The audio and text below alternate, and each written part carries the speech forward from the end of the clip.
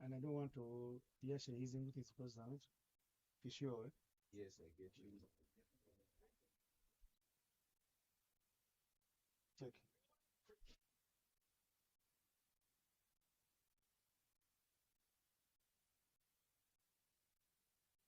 You can start the game. We want it live. Okay, we want it live. We can hold our horses. No, yeah, life now.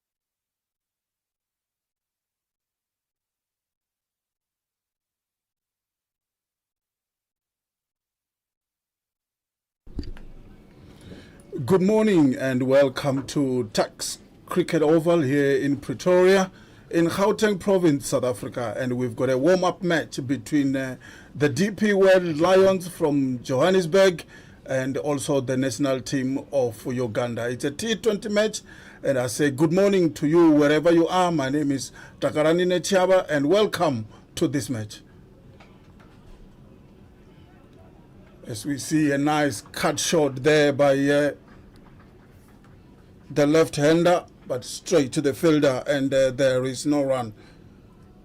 And we would love to apologize for a delay in commentary as we were trying to fix some technical issues, but I guess at this stage things have been sorted out. And just the summary of the match so far: Uganda have won the toss and they've elected to bowl first, and the DP World Lions are 16 without loss.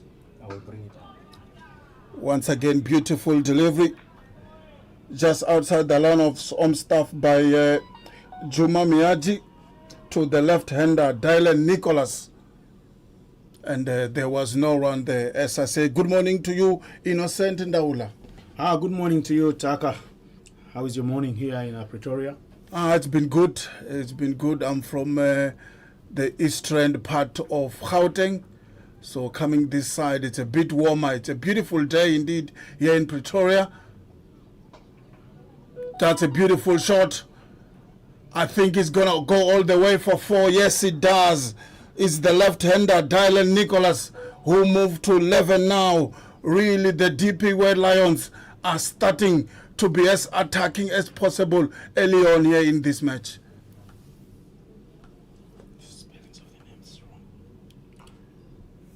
And the score now is 20 without loss. And the DP World Lions will love the opportunity to score as many runs in the power play. First 6 overs are so important here for Uganda. It's all about wickets. They need to try and get these 2 as quickly as possible, because so far 20 without loss after the completion of the 3rd over, scoring at a rate of 6 runs, just over 6 runs to the over.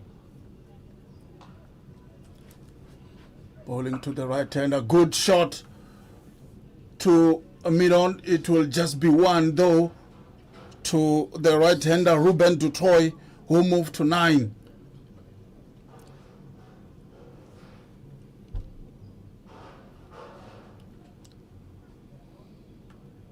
Yeah, it's indeed a beautiful day here in Pretoria, and it's a warm-up match between these 2 sides. The DP World Lions preparing for the upcoming season, and for Uganda, it's all about the qualifiers that will be held in Zimbabwe. So it's a really important match for both these sides here. The left-hander just trying to guide that ball, but it was straight to that gully fielder, and there is no run. You can hear the Ugandan fielders are so loud. They look very energetic early on, and their bowlers has really backed them by bowling so well so far, even though they've conceded 21 runs. But the bowling has been fantastic from the 2 opening bowlers for Uganda.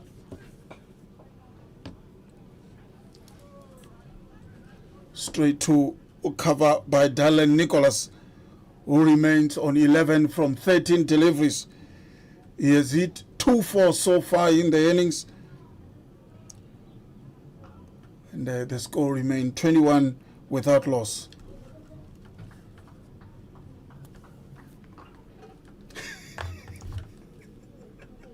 Why are you looking at me like this?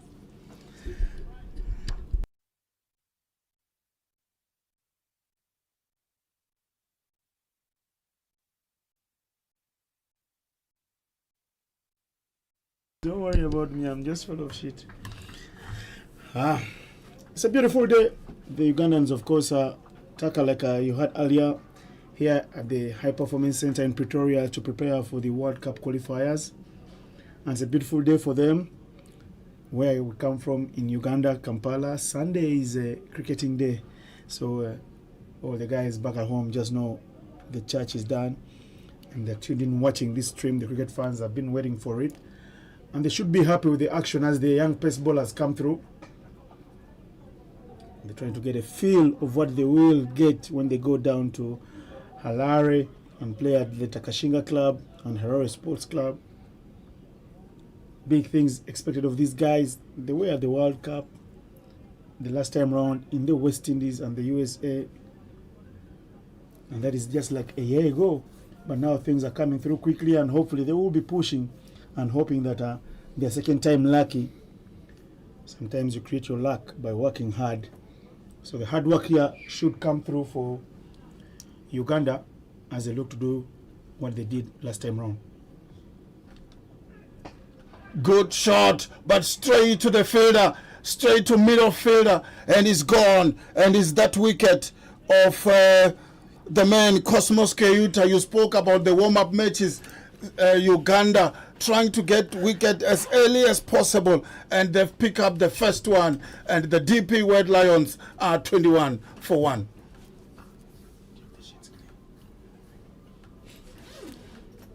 He was looking to go over the top.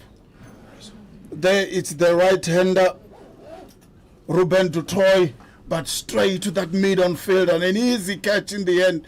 Fielder, they made it look very easy, comfortable in the end. And Uganda national team has the first punch this morning as they get rid of the right-hander.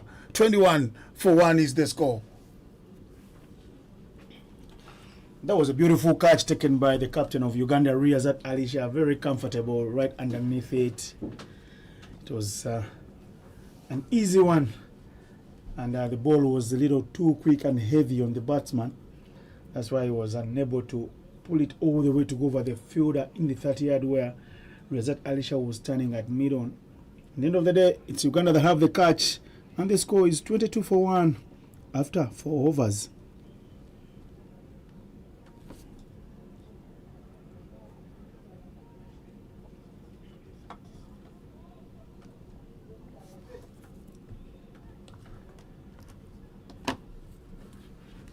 $22 for 1 is the score here in Pretoria. Just going back to that preparation part, I think, Innocent, it's really important for Uganda to get to understand the pace of how the pace might play here in Southern Africa. There's not much different between the kind of pitches you'll get in Zimbabwe and here in South Africa, more especially here in the Highveld. Maybe if the games were played in Durban or Cape Town, they might be different in the pitches. But I think this is important for Uganda to understand how the pitch might be playing in Harare so that they can give themselves a chance to do well in the qualifiers and qualify for the World Cups. Who doesn't want to qualify for the World Cups? And we will have change in bowling. It's going to be the left arm spinner, just tucked for a single, and the score moved to 23 for 1. And the new batsman is Pranav Raicheti for the DP World Lions, and the bowler for Uganda is Alpes Ranjani Ravila, the left arm spinner. He will be bowling to the new man in Pranav Raicheti, the right-hander.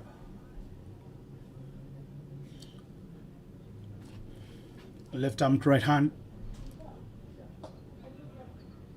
Just hitting straight into the covers. No runs there for the Lions.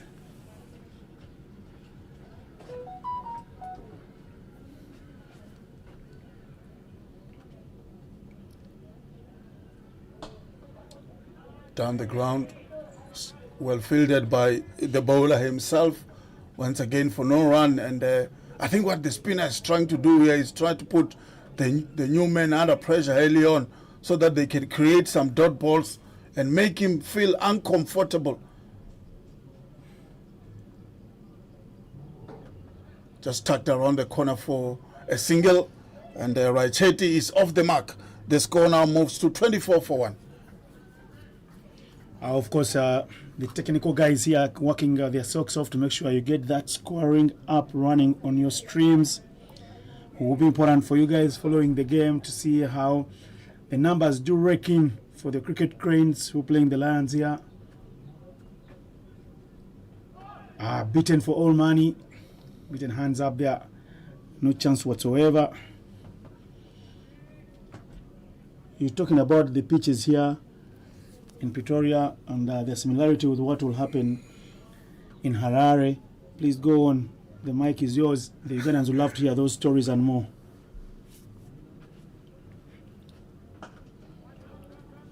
Good shot, but straight to mid-on.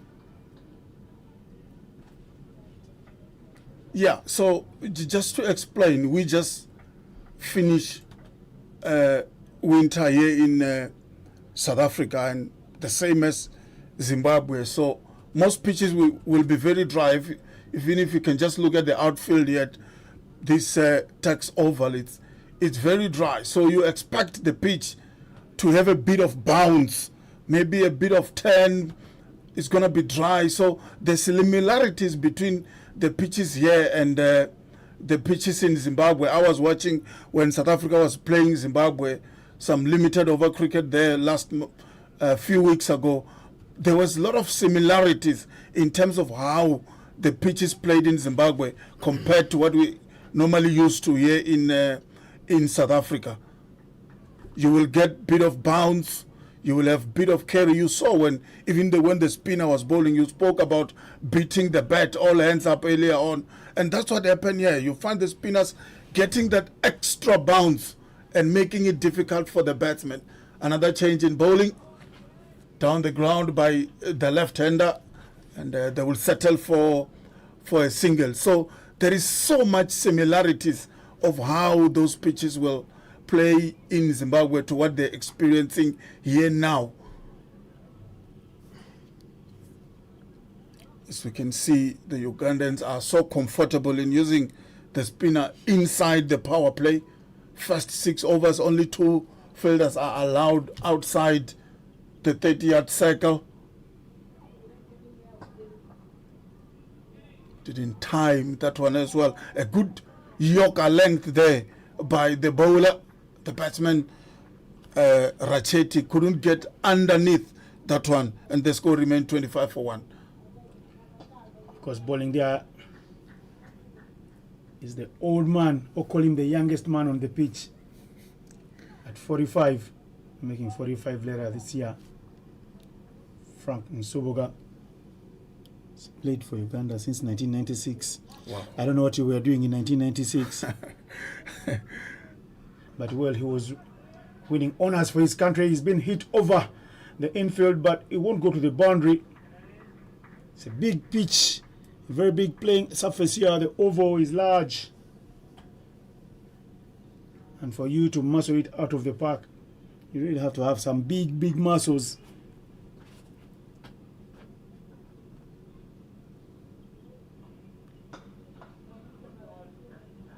Down the ground once again by Dylan Nicholas, who moved to 18 from 22 deliveries.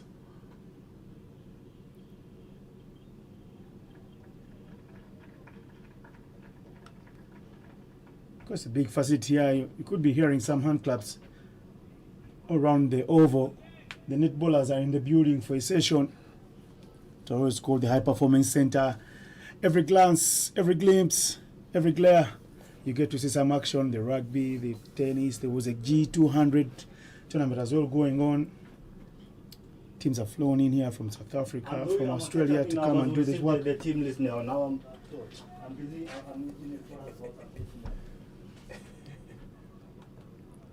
Yeah, talking about the rugby, what an impressive performance yesterday by the Springboks against the All Blacks, beating them all hands up in their own backyard to move to the second position.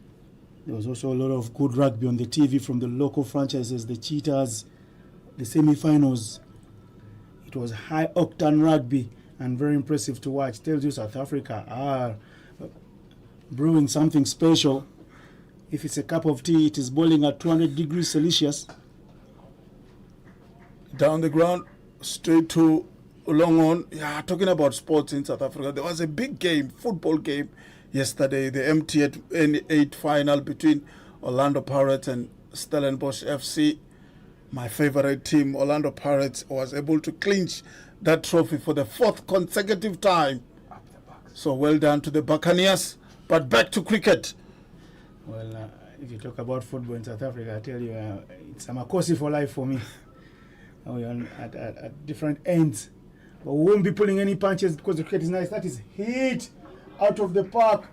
Beautiful struck, beautiful muscle by that man, Ruben Dutoit. I beg your pardon. It's not Ruben, it's Pranav. Yeah, it's Pranav Racheti.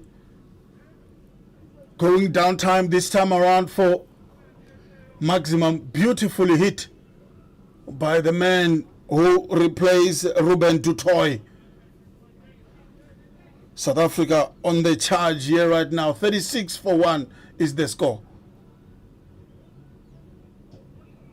This is tighter from Alpesh Ramjani cramping the man Pranav for room because he saw once he strays away from his line and gives him a chance to go swinging. In his other world, Pranav could be a golfer because that was well struck like a driver with a driver. A little tickle down.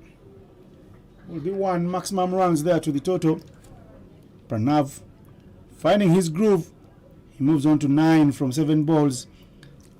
To that beautiful 6 struck over mid-wicket region. There was a fielder right there for that shot, but he was never going to catch it. That's the bounce I was explaining earlier about the pitches in South Africa. Beautiful delivery by Ravi Lal there, and it caught the bat high up. That's the extra bounce that even spinners can extract in this surface, but this time well driven.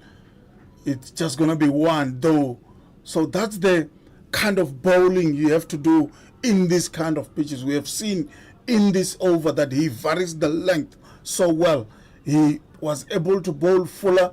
He was able to bowl short of a length, trying to extract the bounce off the surface. It shows the experience of the man and understanding how the pitches here in South Africa, the Highveld part of South Africa, normally play. So well played by the spinner there.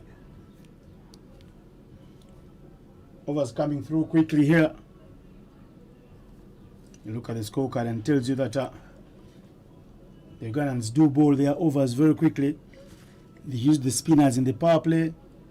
Their scoring rate is moving not so far away from what the Ugandans would have wanted. They got a wicket in their power play, and the score is 39-7. Frank Nsubuga is back from the, I don't know what the ends are called here.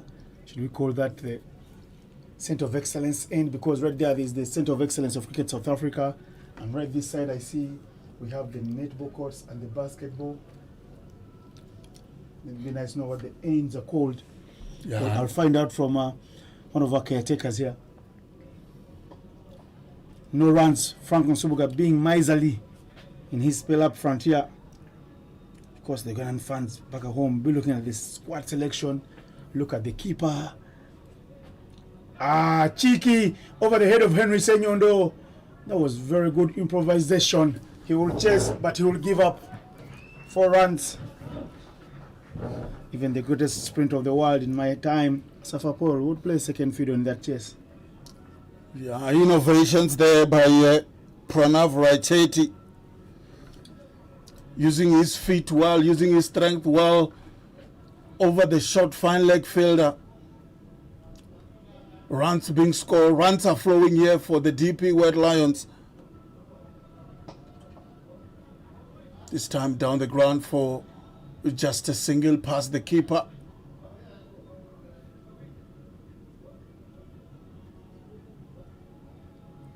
Earlier on I was mentioning how energetic and there was a lot of noise on the field from the Ugandan fielder, but it seems like it has gone quieter a little bit here. Not sure if they are worried about the momentum by the DP World Lions. The score now 46 for 1 after 7.5 overs.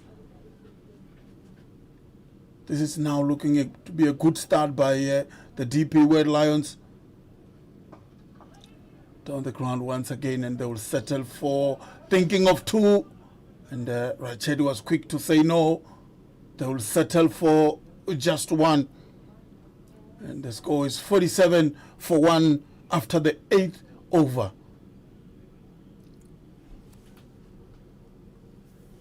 Another 12 overs left here. I would like to put you on the spot. How many more can the DP Lions get? I know it's early days in the innings, but they have resources. 9 wickets in hand. Yeah.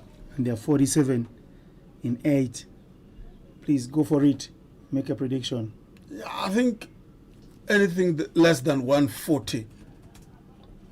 I think they will feel they didn't do well. So I will settle for maybe 140, 150 in this pitch. It looks like a very good betting pitch. Yes, we have seen some bounce from the spinners, but there isn't much demon in the pitch. And this looks like a very quality betting lineup. So 140 they should be able to get. Chance for a catch. Quarter is the call. Under quarter it is. Quarter means catch it back at home in the local dialect. So the national cranny, the left-hander, comes into the attack and he pays the faith of the captain, says, you took too long to bring me on. It's second wicket for Uganda. Yeah, second wicket once again made it look that quarter easy in the boundary rope. And the DP World Lions have lost their second wicket. Score now it's 47 for 2.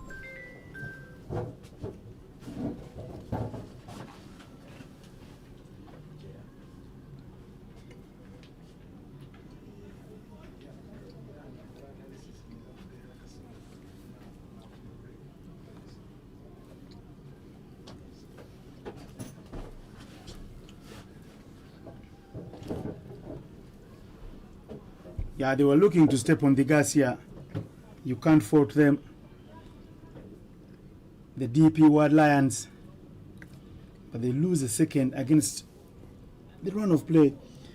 Didn't give himself a chance to have a look at what the national crown is bowling, but he's one who does love to play with the fingers, moving a finger off, twisting the ball the other way with a different action. Not the big mystery of bowlers you'll ever find, but he's quite handy with ball in hand, and once he comes into the attack and picks wickets up front, you know he's going to be having a good day. And he's that type of player, no rounder, who when he does well with the ball, it does spread like a virus. He also does well with the bat. Yeah, it's important for the side in this format of the game to have those all-rounders, players that can chip in with the ball and still are able to do well with the bat. It also helps with the balance of the side, isn't it? You are able to pick more batters because you know they can give you few overs, and that will always prolong your batting lineup. And for me, Pranav has been looked like one of the big wickets. You see how he scored his runs very quickly, 15 from 13. One boundary and one heave out of the park of mid wicket here. It was a huge one, and he falls with one of the guys with the leading strike rates in the match thus far. But a chance for Shepo Staffer to come here and show us what he's got. And as a batsman, you only trade in runs. You don't have runs, you're as broke as a church mouse.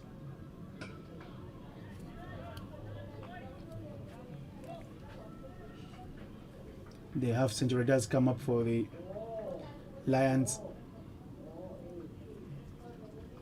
Yeah, 50-2 is the score. And the new batsman in is Tsepo Staffer.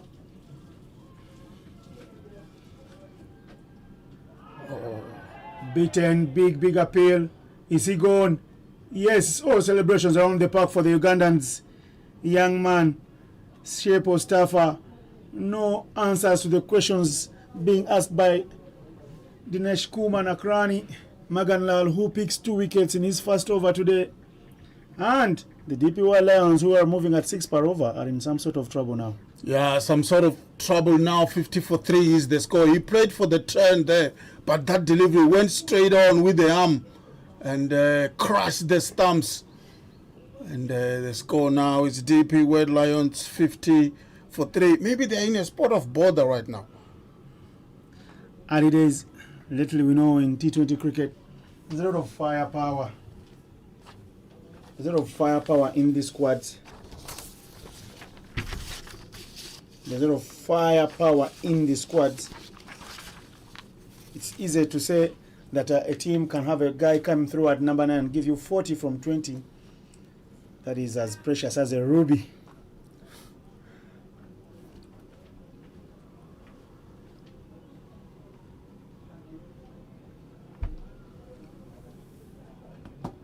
And the new batsman in will be Ryan Maret.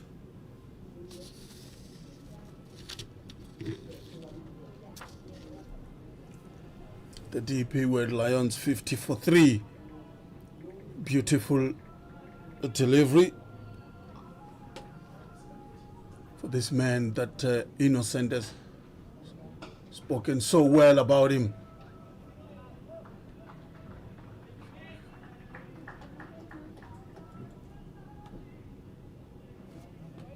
And that was a big wicket by Uganda to dismiss the man who was really batting well. Is Dylan Nicholas has gone for 24 from 31 deliveries. He hits 2 fours. And his strike rate, just look at that, 77.4. Now it's up to the 2 new batters. Tsepo, Staffey, and then Ryan Maret to try and guide the DP World Lions to something. I was thinking maybe 140 might be a pass score, but I doubt they might even go to that level. They've already lost 3 wickets, so maybe 120 at this stage must be what they are looking for. It will be interesting to know what will be enough on this surface, because it looked like it's on a 160, 180 runs pitch. And the decision why Uganda did bowl fast could have been stemming from the fact that the coach has been preaching to the local media back at home that he hopes the trial matches in South Africa are high scoring because he wants his bowlers to be under the pump. So Uganda winning the toss and saying, let's have a ball. Let's see what they can get. Let's try and express ourselves with the bat. That's the thought process in the Ugandan camp.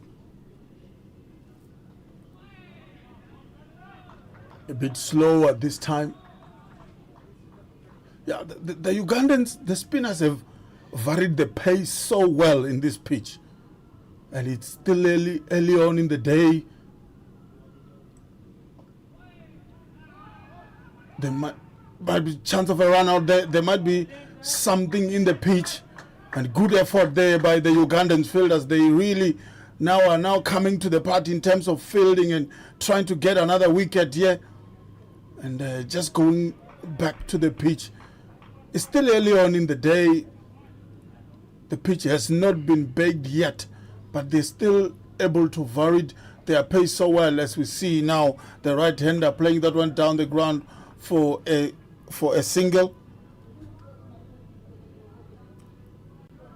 That's Tsepo Staffey, the wicket keeper of the DP World Lions. Shepo Staffa on 5 runs. Hit very well, trying to create room there. Ryan Maret is, but not able to pierce the gap. Yeah, the right-hander Ryan Maret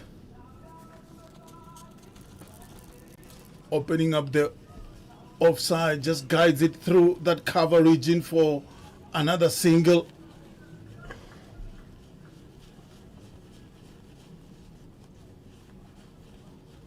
As we see, that's the end of the over. Over number 10. We are halfway through this inning so far, and the score is 55 for 3. That 140 might be a bridge too far for the DP World Lions.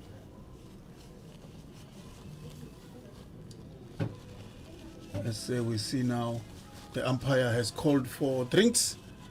We will have a drinks break and we'll be back in a few minutes' time.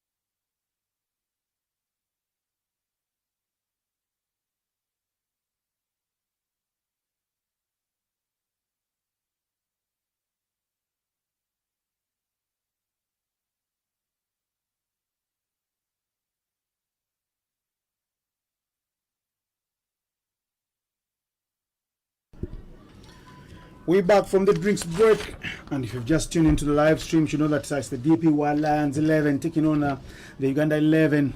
And of course, for Uganda, 15-man team, but only 11 can take the field. And Innocent Mwebazi, my namesake, is sitting out alongside Joseph Benjamin Baguma and Cyrus Kakuru, the keeper, as well as Raghav Dawani, the big boy, the man who's the leading run scorer for Uganda across all formats for the year.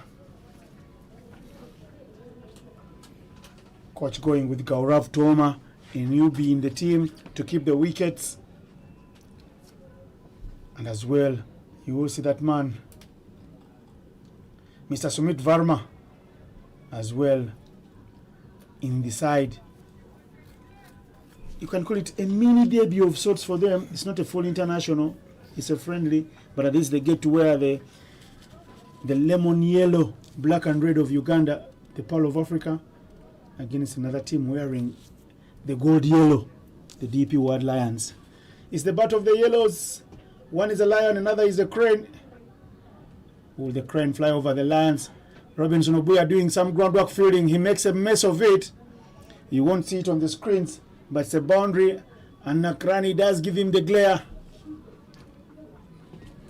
Yeah, poor fielding there by the fielder in the deep. Obuya, it was a well-played shot, cut shot, but it was not supposed to go to the boundary at all.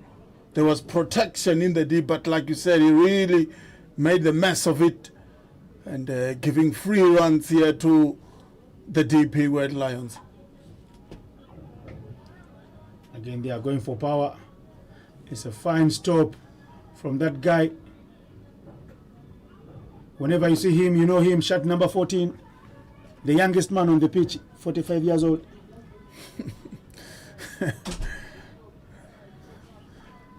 Fit as a fiddle. Look at his size.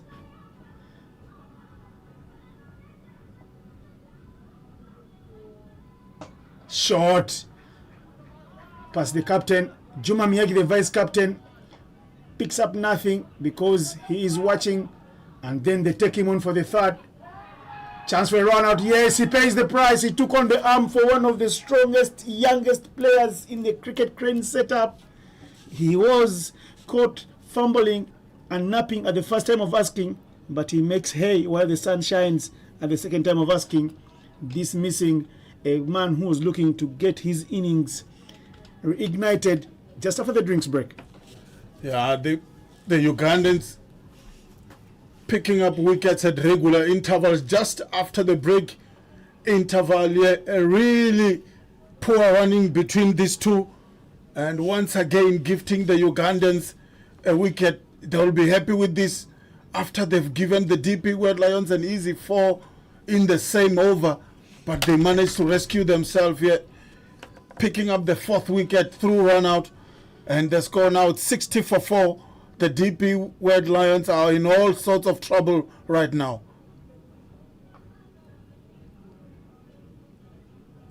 Poor running between Tsepo Stafei and Ryan Maretz.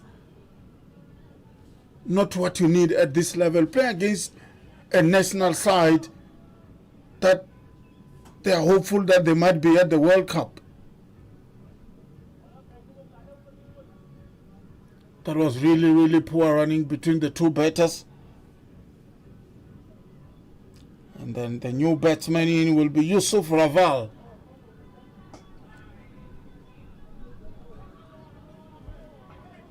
Again, looking for a run that was not there or no calling.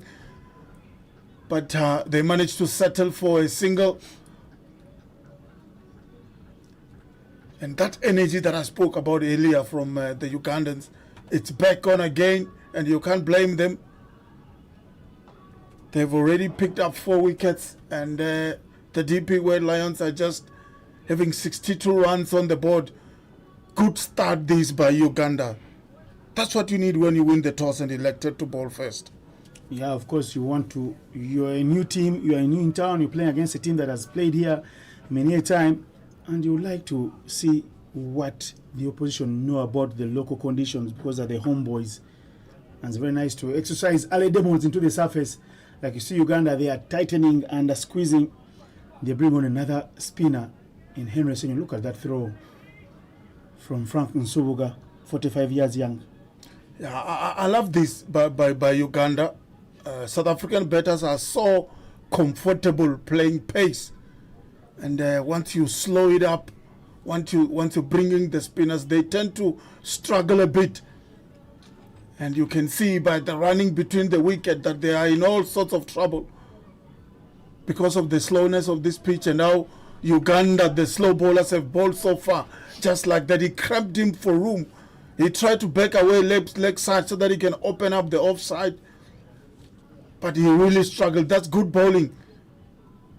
This by Uganda.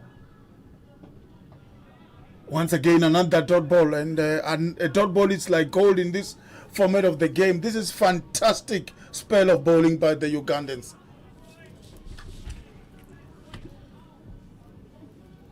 Taka, you can say that again. Dot balls are gold dust. See, where is he running to? He's going to run himself into deep down in the river. Will be eaten up by the warthogs and the crocodiles if you run like that. Put under the pressure here, the home team, the Lions. For Uganda, they want to go through the processes and make sure they do count a little tackle better, just taking it away in that vacant region. But look at the running for Cosmas Cheuta, who will throw it quickly to the keeper. Toma is the keeper. Stops it. It's a large ground here. If you sit back and hug the boundaries are around at 80 meters. You'll be giving them a chance to run for 2. So he's being asked by his mate not to go deep down.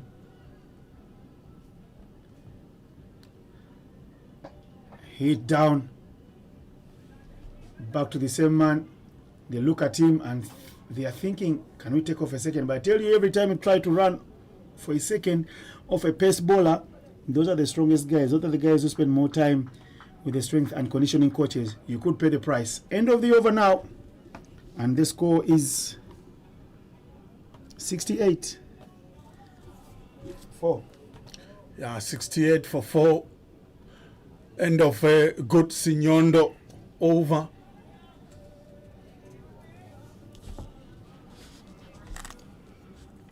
putting pressure. Tsepo Staffel and Yusuf Raval, the two new batters.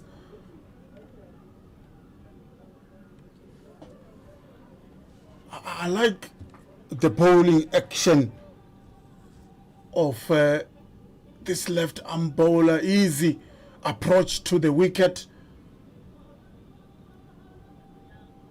Just an easy, good on the eye bowling action.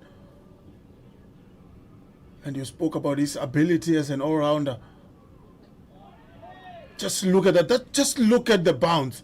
He's not one of your quickest, but just look at where the wicket keeper take that ball. So like I said earlier on, this pitch, it has some extra bounce on it. And this man here is really extracting that bounce so well so far today. Down the ground this time to Juma Miyagi, the vice captain. Just settle for a single. Juma Miyagi has a special record back at home in Uganda. He's the only player to play in 2 World Cups in the same continent, in the Americas. He was with Uganda at the under-19 level when Uganda played in their 3rd ever World Cup, 2022. And he was back with the senior team last year in the West Indies, same area code, same grounds. In 2024, he's risen through the ranks quickly. He's remembered very much so in the World Cup for bowling with 8 slips at the under-19 level.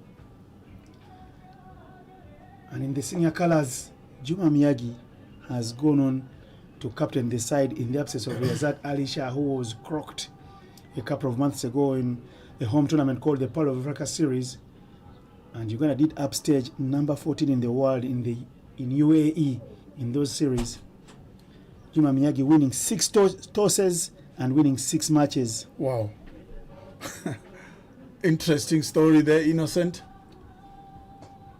Very well played there. Cheeky from him, waiting for it and just taking it around the corner at the very end was always going to be 2 because the fielders sitting back and waiting for the big heaves to hold on and catch. Yeah, that's the end of the over. Over number 13, the score is 70 for 4. 7 overs to go. If they get another 70 runs from the 7 overs at 10 per over, that is 140. That's the score you're talking about. No, it's going to be difficult, isn't it? The run rate has dropped down since the dismissal of Dylan Nicholas and Ruben Dutoit earlier on. Big appeal given. Henry Senyondo, the Chinaman, the man called Nyondo. Nyondo means a hammer. He's always hammering down things, this guy. And then he hammers one, claims a big scalp there to leave the Lions in immense trouble now. Yeah, trouble for the DP World Lions. 71 for 5. And the new batsman is going to be Didan Osborne, coming at number 7. Yeah, we spoke about this, isn't it? The spinners, the slow bowlers will always trouble South African batsmen, more especially in this surface. Because there is just so much into this surface that helps the spinners. And the short man there trapping the batsman LBW. The umpire didn't even hesitate to give that one out. Easy workout for the umpires in that particular instance. Not wasting time. The 2 umpires standing out in the middle need to be given some flowers.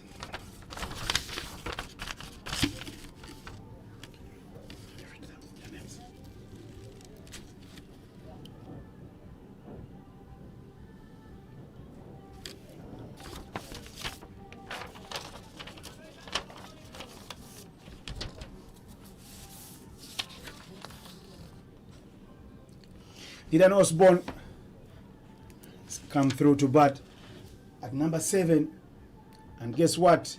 He starts with the one that he punches in the covers. Soft hands from him. But he will have his dad working overtime.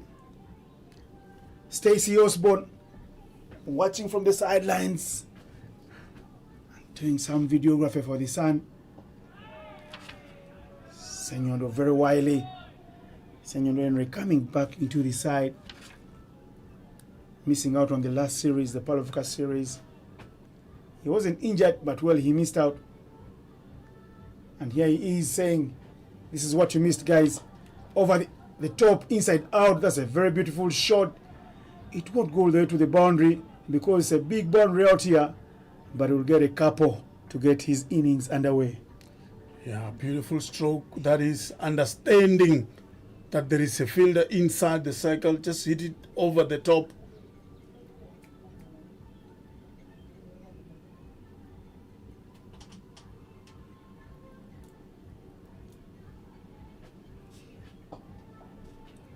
Very good tickle from the same boy to Cosmas Cheuta. Strong arms. He's always looking to throw it to the keeper's end. If these boys would have been given a good career guidance, they could have been javelin throwers for the country and winning medals at the Olympics. Throwing it across 100 meters there. A small leather ball. Henry Senyondo again making sure he doesn't get hands.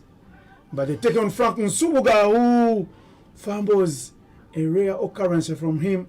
He will be angry with himself. He knows that was a run-out chance. And you can look around the park. No one will throw a tantrum at the old man. Yeah, it's the pace, isn't it, from Senyondo that's making it very difficult for the batsman to get him away. He's bowling slower and slower as the game progresses. And I'm sure the pitch is getting flatter and flatter. And Uganda are on the charge here. Now you're working. Flow manager proper.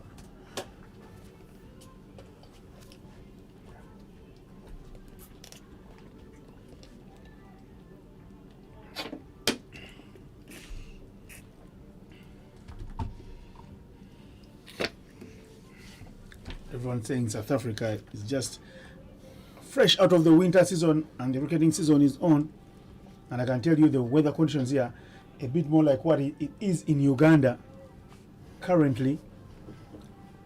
It's the playing surfaces that are forced the arm of the association to dig deep into their coffers to cough out at least maybe $20,000 to make sure this preparation camp does happen.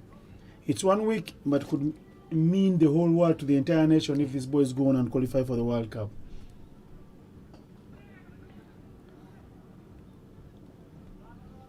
Good running. Good running that called early. And the score is 79 for 5.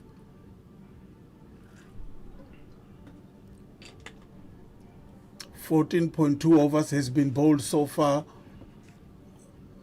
And Uganda has really used a lot of spinners, slow bowlers.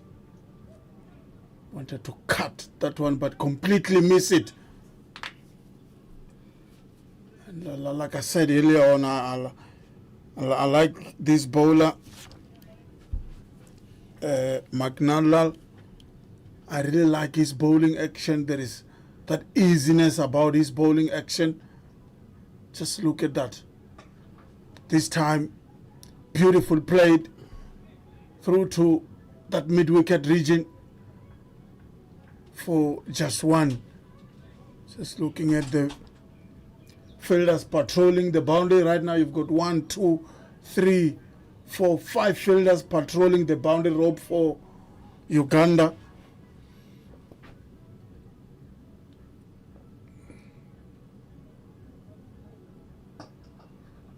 Long play down the ground to Sumit Verma, one of the two new boys in the side, wearing number 36. That number 36 was previously done by another local boy who was moved on to greener pastures in the UK, in Sean Richard Agamire.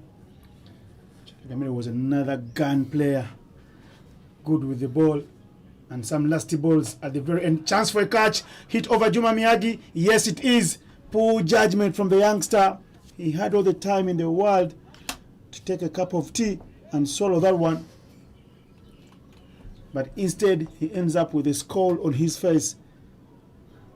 And believe me, he won't be blaming the sun because he's got a pair of stunners on. It is him that is left stunned instead.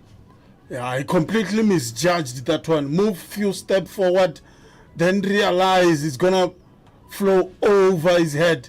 Once you start moving backwards, then you know you're not comfortable under the catch, and the ball sails over the boundary rope for maximum.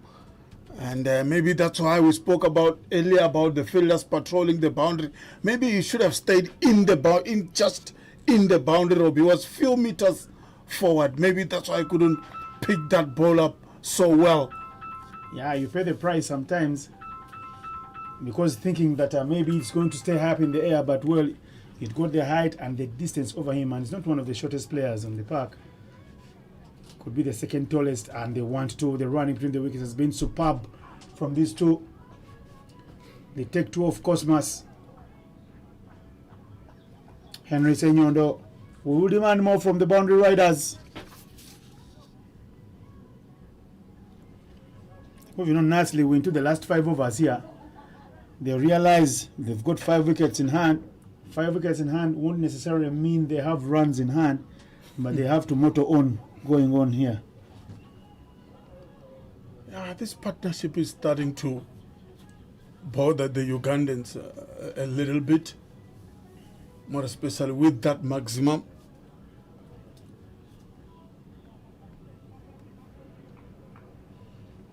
$87 for 5.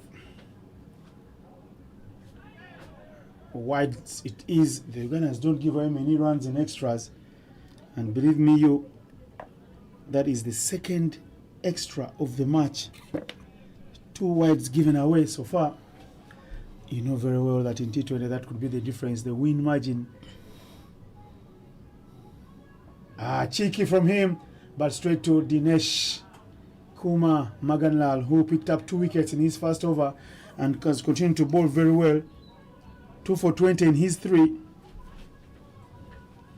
Yeah, that's what this format of the game has brought into cricket. Some innovative shots being played there by the batter, a reverse sweep, but straight to the fielder.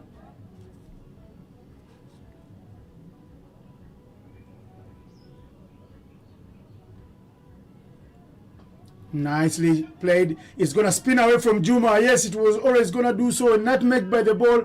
Coming back for the second. Throw to the bowler. And he holds on dearly. Henry Senyondo.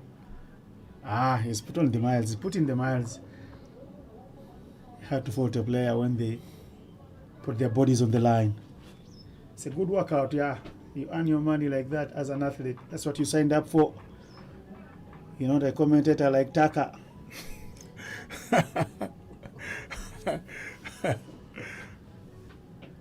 So are you saying commented it's an easy job?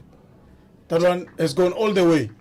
For a catch taken at the boundary by Alpeshram Yani Raviral. Henry Senyondo with his second. Played it nicely inside out. It just didn't get the legs to fly over him. He perishes, but what a player for the team, the DP World Lions, because he was looking to up the ante, knowing that the time is running out, and if they don't have runs on board, they won't have enough to defend with their bowling on such a very big electric outfield. Wicket down. 91 for 6 now. It's Didan that perishes. Little beautiful cameo. 12 runs from 11 balls. And as he walks off, he stares at his dad, who's doing the camera work on the sidelines.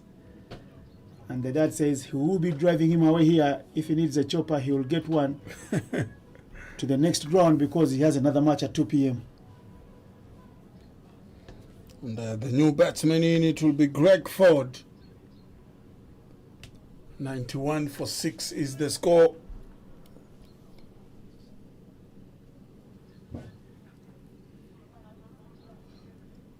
Just looking at Uganda bowling card so far, Henry Sinyondo has picked up 2 wickets.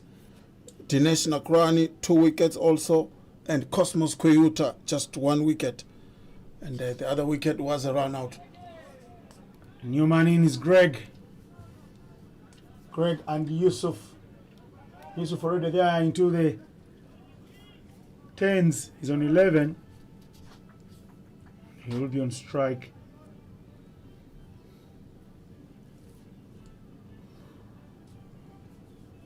Greg off the mark immediately.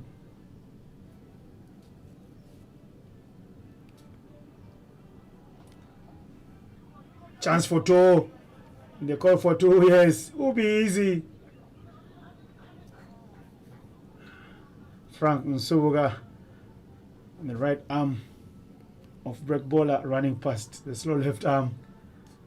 Different ends, one mission to stop the ball. It's Frank that does the job. Stops it. End of the over now. 94 runs for the loss of 6 for the Lions in 16 overs. Yeah, 4 overs to go. They'll be pushing for that 120 target, which I think will be a pass score, but you have to give credit to the Ugandans bowlers, more especially the slow bowlers. They've really used the surface very well. They've used their pace very well. They've slowed it down and making it very difficult for the aggressive batters of the DP World Lions to score some run in this pitch. And fantastic effort. And you can see why they are contesting to be in that World Cup. It's because they've got quality. Change of bowling. Big appeal. Look at how the slow death does come from the umpire. He says, yes, you are trapped right in front. Juma Miyagi playing the psychological battle and winning it against the man on strike there. Greg. Juma Miyagi signaling to the keeper that I'm going to pump him up 1 and then just keeping it low, slow and straight.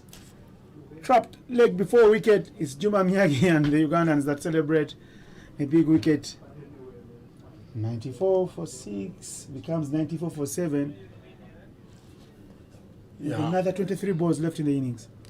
Yeah, another one bites the dust. And I thought maybe bringing on the past bowlers will up the ante a little bit for the DP World Lions. They are used to this kind of bowling. But first ball up trapped the man Greg Ford, LBW. And the DP World Lions lose their 7th, and the score now it's 94 for 7. You talked about the pace, and how South African batters love it. But once the pace comes back, it's the pace that brings their demise. Of course, the run rate is at 5.9. If they move at this rate, they'll get to 120. Only problem is that the Ugandans will be thinking they're right into the bowlers now. And with the bowlers, you can only take as much as what they can give you with the bat. Yeah, and the new man in is Nkanyiso Mkhize, the right-hander, second delivery of the over. Edged and caught. Golden duck for him. Juma Miyagi will be on a hat-trick in Uganda's first warm-up against the South African opposition here. He swung for the heavens, connected nothing, and he will leave for the quickest shower ever. The quickest shower ever indeed, the innocent. Just went for a swing. There is Nkanyiso Mkhize.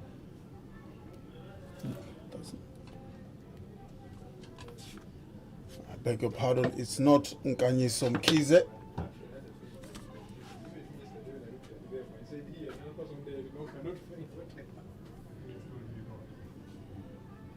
Will leave it with himself, giving himself a chance to have a look at the bowling. And as it departs, Divan Esterhuizen falls. Greg Ford was the first leg before wicket. Divan is caught by the keeper Garaf Toma, bowler Juma Miyagi. And now, could be that man Mukanisa. Yeah, I think I need some keys. And now the new batsman in, there was change in the batting order. The last wicket to fall was Divan Esterhazen. But what a spell of bowling this is. Now Juma Miyagi on a hat-trick.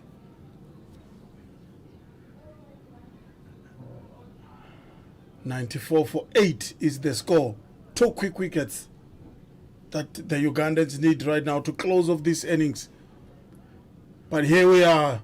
It's Juma Miyagi. Hat-trick ball. Can he get it? Will be bowling to the left-hander. And it's going to be coming from the blind spot for the left-hander, trying to crush those toes. I tell you, whatever he's doing looks like it's a bluff. He's trying to put in a slip to make him think that he's going to be playing at one outside off stump. But many times the bowlers are brilliant these days and they're wise. They leave you seeing stars. Here is Juma, hat-trick ball. A very well drilled out of the ground by the man, the lefty, saying no hat-tricks for you here today, no freebies.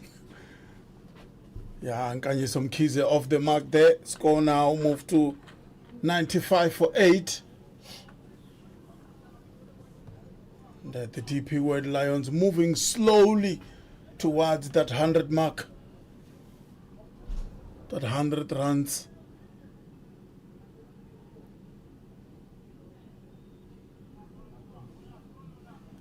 (95 for 8).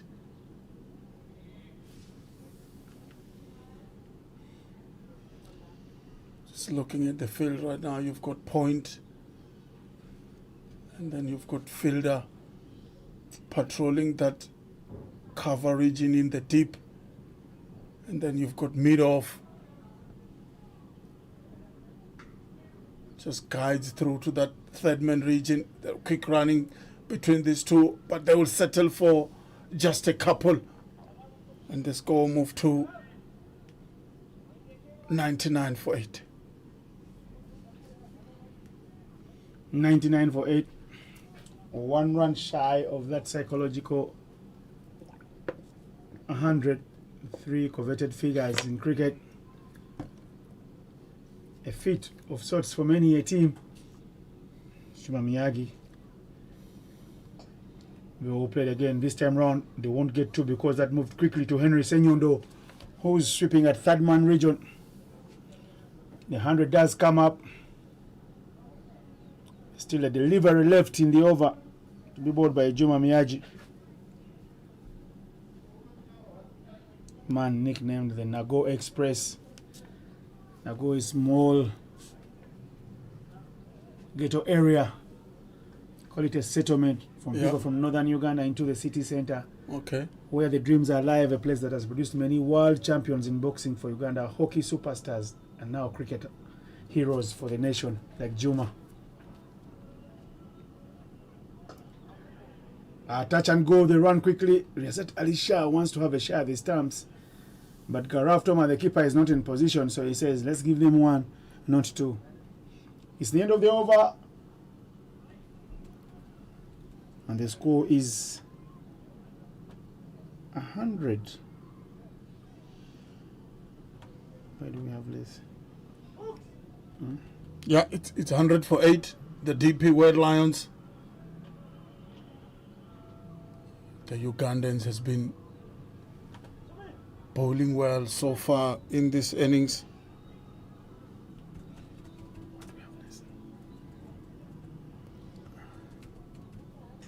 This is over what? 17 going.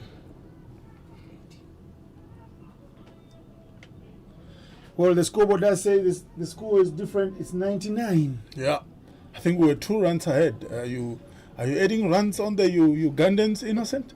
The scoreboard here does say 99 for 8, but the streaming up does say 98 for 8. So whichever way, we could have been 1 or 2 runs ahead. But still, what we have on the systems here on the ground is also 1 run apart. So the scorers will get that right. It's above our pay grade.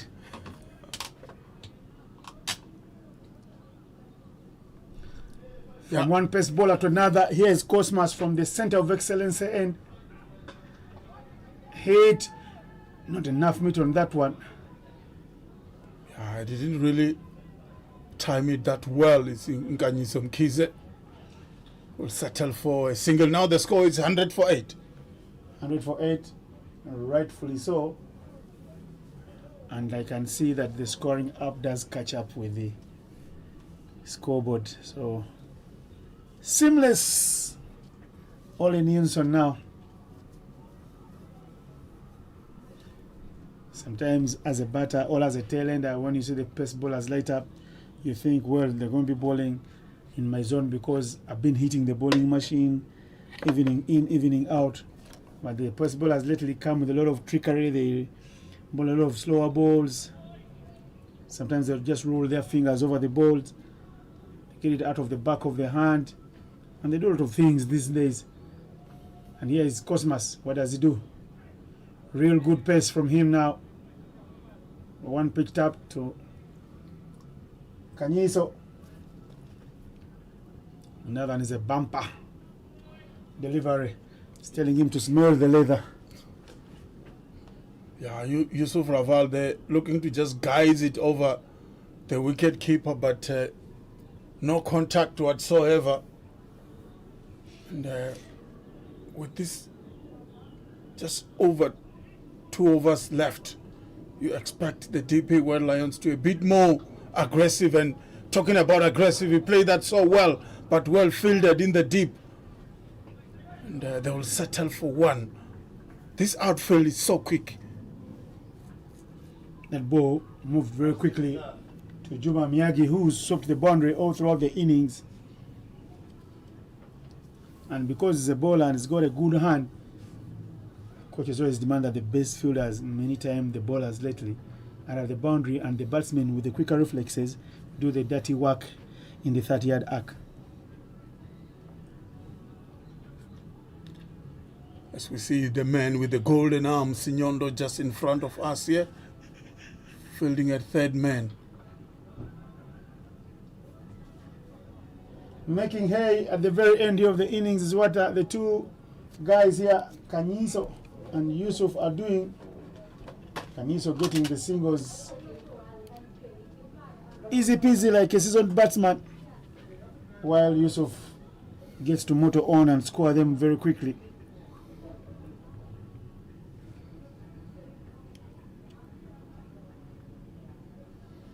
It will be Cosmos Keunda to continue from the high performance end, bowling to the right hander Yusuf Rival. Bowling. That's another wicket for the fast bowler. Leg stump crashed, and that's wicket number 9 gone for the DP World Lions. And it's that man who's been in the crease for quite some time now, Yusuf Raval, gone for 16. The Ugandans happy to peg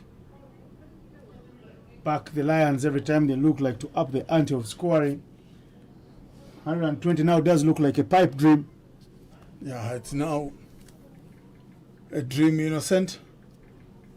102 now is the score for 9. Just 1 wicket to get for the Ugandans. And what they've done well, innocent, is how they used their bowlers. In the middle overs, they were using the spinners and they were taking wickets at regular intervals. Now at the back end of the innings, the fast bowlers, the 2 fast bowlers who opened the innings for Uganda, Juma Miyagi and Cosmos Keunda, doing the job here. And you can see They've picked up, they've picked out 4 wickets amongst them, the 2 fast bowlers. Bro said the attacker.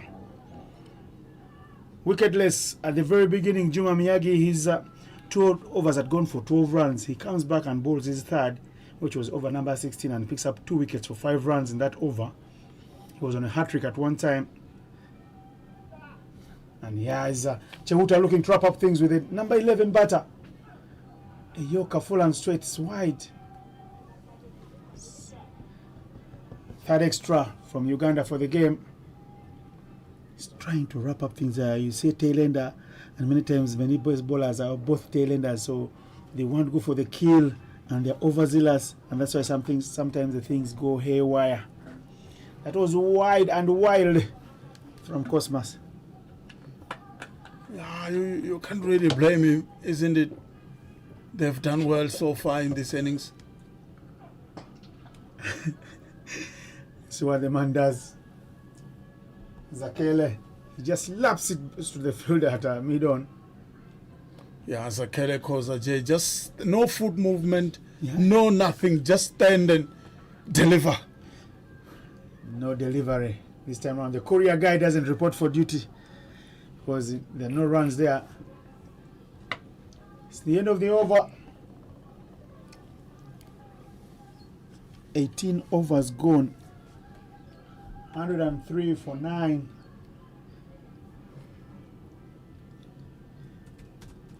Yeah, interesting to see who the captain will use to close off this innings. Yeah, it's Juma Miyaji. He will be bowling his final over of the innings. Good work out here for Cosmas Cheuta. His 4 overs have gone for 22 runs. Just the 2 wickets there for him. Good spell. Touch and go, nowhere to run. Playing, and they look like they're scared of the pace. These two trying to back away and then put baton to it. What are you talking about? No feet movement. Just throwing the kitchen sink and everything in the kitchen at it. Juma Miyagi signals to Sumit at a mid-off that please take this catch for me.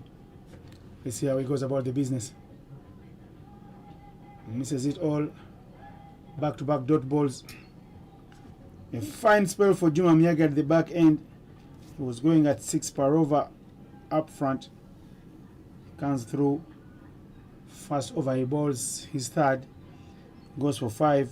And now starts with 2 dot balls in the final over. Here is Juma with number 3 delivery. Hit very well, hit nicely over the infield. That was screaming 4, and that is a 4 at the death. Yeah, good shot this by Nkanyiso Mkhize, the left-hander. Plays it well through that cover region for 4. He now moved to 8 from 5 deliveries. Closing off the innings well here for the DP Wet Lions. 115 will be psychological. Okay, that's go to Nelson. Uppercut, very well played. Chance for a catch. No, the fielder is brilliant. It doesn't allow you to not make him. But instead, they'll get 2 runs. And Kanyiso is enjoying his batting at the very end here. Yeah, good calling by Zakele Koza. He was the one calling 2-2-2 all that. As soon as Mkhize made contact with that ball, tried to score some late runs here at the DP World Lions to give the bowlers something to bowl to give themselves something they can bowl to. These two are the Lions bowlers. This time it's a swing and a miss. Again, trying to go for that expensive shot inside out. But because he was caught backing away as the ball crashed past him, he didn't have enough time to see through the shot. He loved the uppercut, isn't it? The tall man, the left-hander, Nkanyiso Mkhize. He's a big man, a lot of power in his batting. Nkanyiso Mkhize. Final delivery of the match coming through. 9 for 9.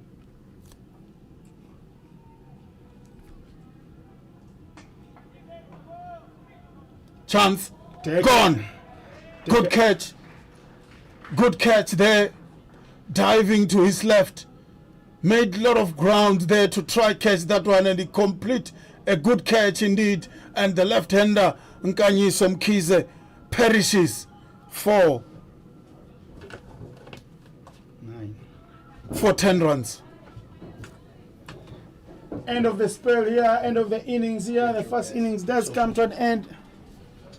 109 all out in the allotted in 19 overs, I beg your pardon. So it's the penultimate over that they end on. They leave another 6 deliveries unplayed. We'll talk about the summaries of batting and bowling, and maybe Taka, I should go through this batting summary. Yeah, just looking at the betting card for the DP World Lions after they've been sent to bed by the Ugandans. The first man to be dismissed was Ruben Dutoit, gone for 9 from 8 deliveries. Dylan Nicholas, the left-handed opening batsman, was gone for 24 from 31 deliveries. Pranav Raicheti came in, tried to play attacking cricket, hit a monstrous 6. He was gone for 15 from 13 deliveries. Tepos Tafei, the wicket keeper, gone for 16. Ryan Maret, from there on, it was a bit too far for the DP World Lion. Ryan Maret gone for 4. Yusuf Ravat, he did try his best, only scored 16. Declan Osborne, 11 runs he scored. Craig Ford didn't bother much the scorers. He was dismissed for 1. And Divan Esterhazen out for naught. Nkanyi Somkize, the left-hander, played very well his innings. He was dismissed for 10 from 10 deliveries. That was the last wicket to fall for the DP World Lions. In the end, they can only score 109 all out from 19 overs, which they were able to bat. And for the bowling, Uganda, of course, doing very well, bowling in partnerships and hunting in pairs. Juma Miyaji, vice captain of the team, finishing with figures of 3 for 23 in his 4 overs. His other opening mate, Cosmas Chewuta, 2 for 22. Real good pace today, giving away just 5.5 per over. No wickets for Alpesh Ravilar Ramjani. 3 overs going for 17. Very economical. Frank Nsubuga bowled just a 1 over, giving away the 5 runs, the veteran ace. And then Dinesh Kumar, Nakrani Magandal, 2 for 23. And Henry Senyondo, what a comeback spell from him there, with 2 for 22. Uganda giving away just 3 runs in the extras. And when we come back from the break, Uganda will need 110 from 120 balls. See you in a jiffy. Yeah, good effort this by Uganda after winning the toss and electing to bowl first. Me and you I thought 140. I adjust the total then to 120, and once again it was not good enough. 109 is what the Lions only scored. So you reckon for the Ugandans, being the international side, it should be an easy target to chase. From me, Takarani Nechiaba and Innocent, will meet you in a bit. Thank you very much.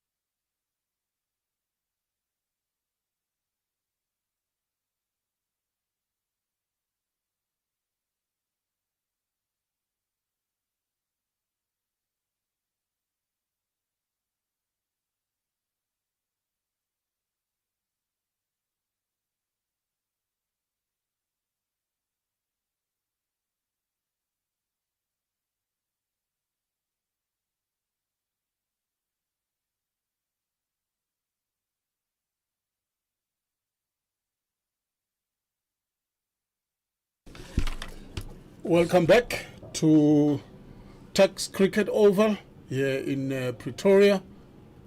And it's the second innings of the match between Uganda 11 and the DP World Lions. It's the warm-up match in preparation for the new season for the DP World Lions and in preparation for the World Cup qualifiers for the Ugandan national team.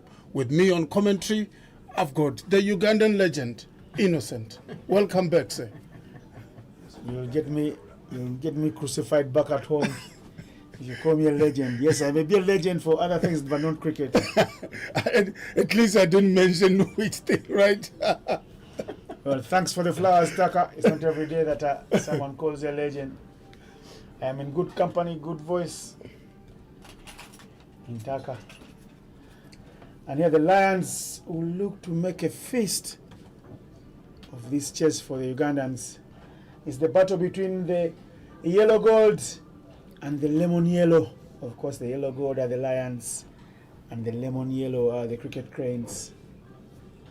Flying the flag for the Pearl of Africa. TP World Lions captain there having words with the bowler.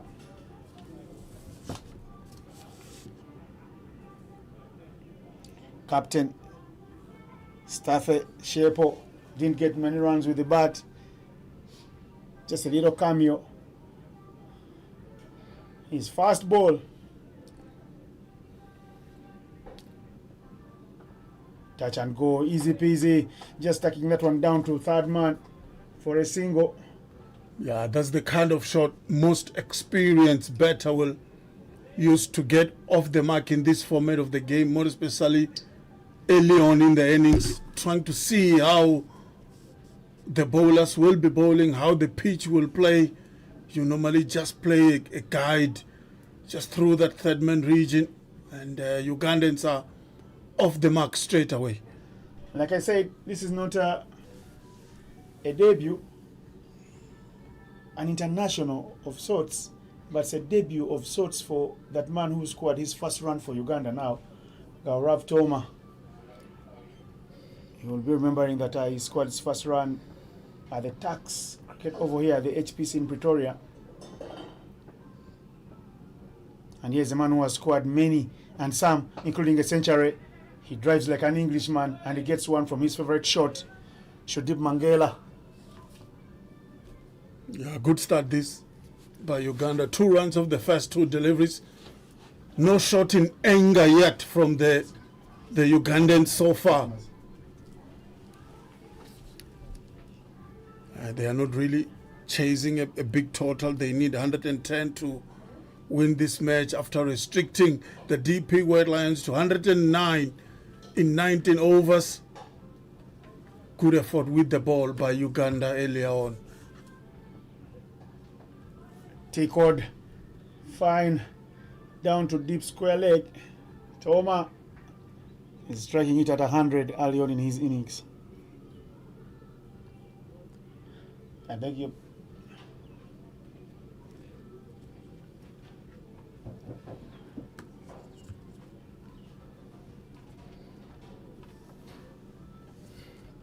$110 is the target.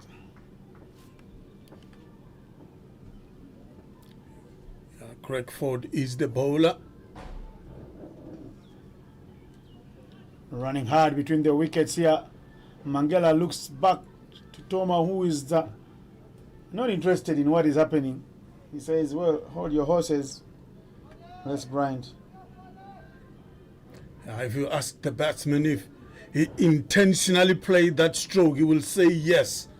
It was just a guide to third man, just to pick up an easy single. But for the bowler, he might be thinking that's an outside edge. The bowler is great for bowling from commentary box end, using his feet, but completely missed that one. Is the right-hander dancing down the ground, but straight to the wicket keeper. Greg Ford with a new ball. He had a little stab the crease as well. He was looking like a money's worth with the bat in hand, but he's got to do the business with the ball because they want enough runs from him. No slip yet. 4 fielders on the offside, a very packed offside for the right-hander. Stifle appeal there by the wicket keeper and Greg Ford, but the umpire was not interested, and that's the end of the over number 1, and the score is 3 without loss.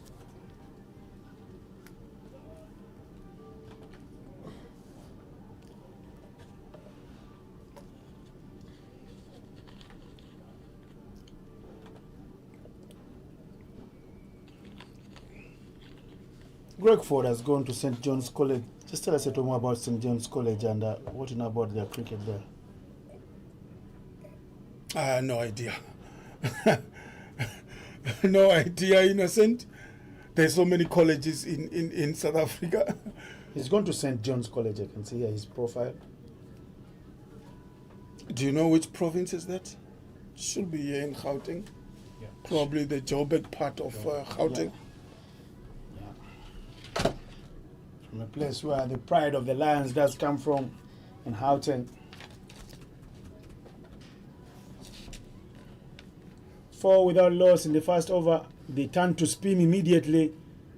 It was the spin that stifled their own batting.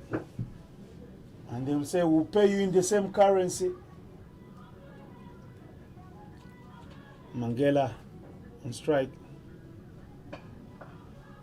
Back-to-back dot balls from Didan. Didan Osborne, the father on the camera, beside the side screen. Stacey Osborne.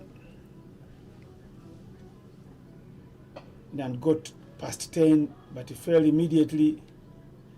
And Sunday, many times, is a rest day for many people, but for Didan, he's playing 2 T20 matches today. His father says if he needs to get a chopper, he must be somewhere else at 2 p.m. playing another match. Yeah, that's a good way to motivate your son to be involved in sports, isn't it? I think it's a problem for me if your father is pushing the envelope for you.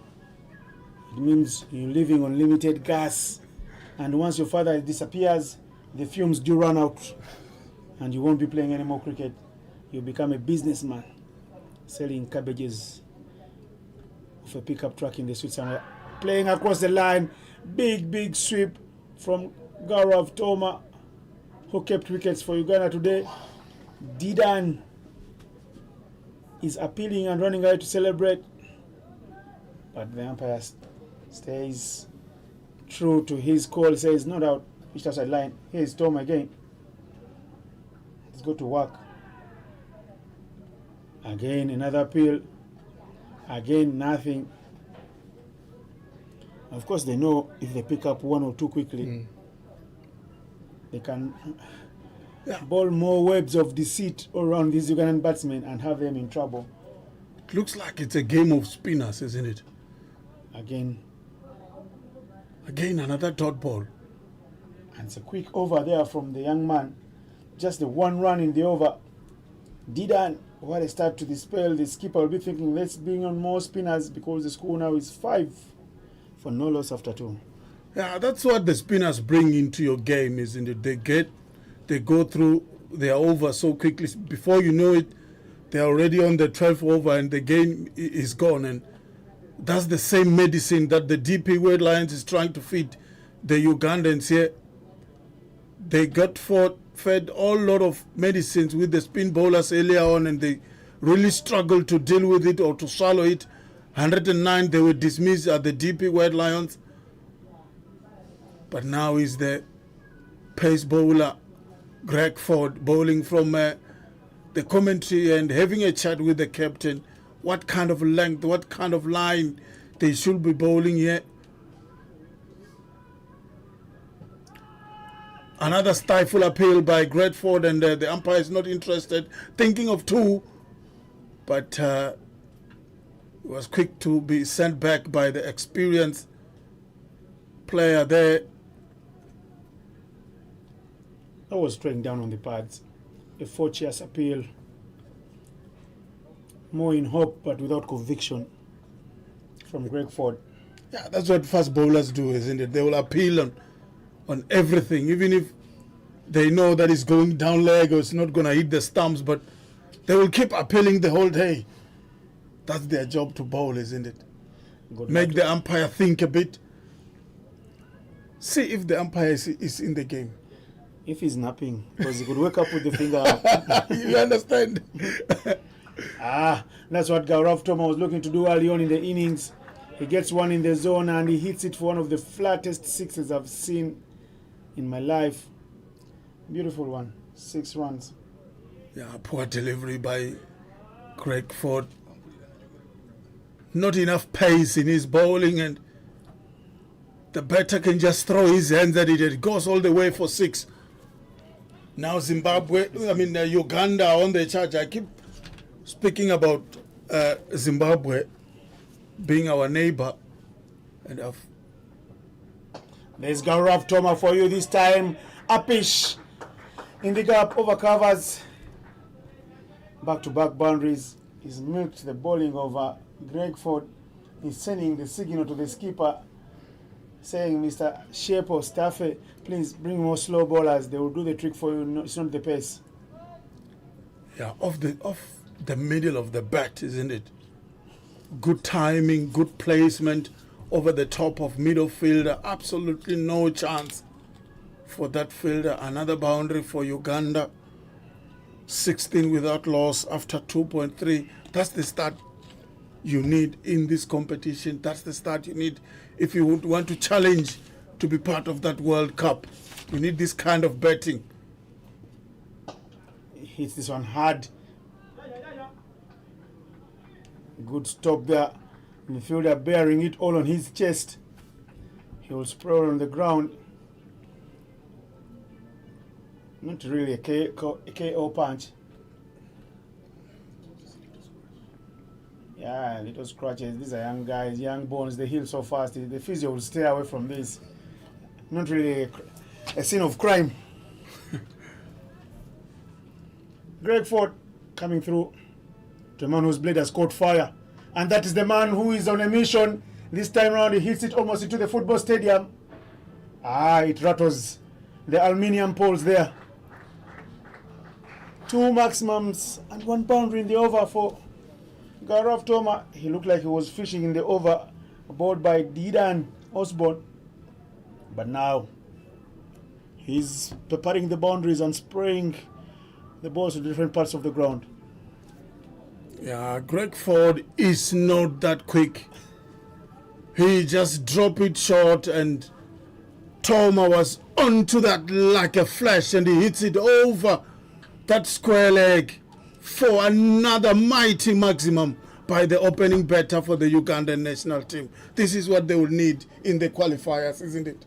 Yeah, and the coach will be a little disappointed that the team is not chasing a total of 180 or 200, because the only reason why Uganda...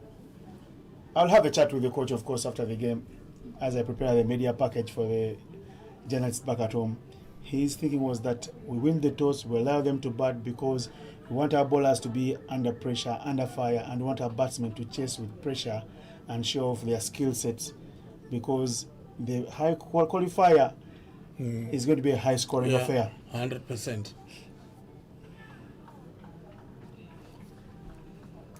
Yeah, but I think so far it's a good outing for Toma. He looks the part.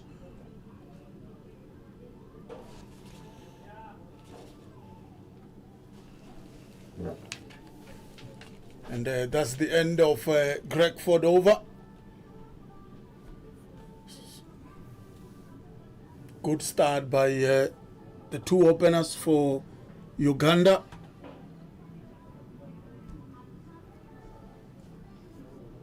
.22 without loss is the score after 3 overs has been bowled.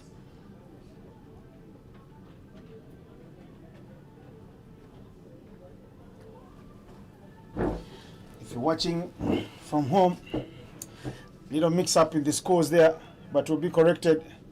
Those big hits have been by Toma, not Shredeep, so the graphics guy will get that one right up. You're gonna needing 5.5 every over. They're moving at 7.3. well above the red early on here in the power play. Only 2 fielders restricted, allowed out of the 30-yard arc. They are using some wrist work there against the spin of Didan.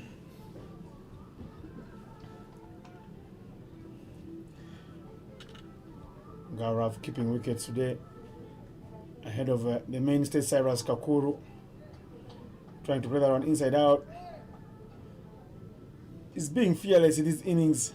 Of course, Uganda here have an idea of the combinations they want when they bat. Yeah. And the coach will continue to mix up things here because he knows the opposition is also watching. Chance for a catch, no ways. He dissects the 2 fielders, one standing at a deep square leg, another at short fine leg.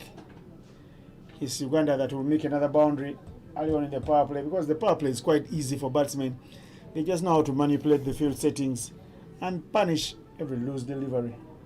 Yeah, it's Toma once again on the charge for Uganda.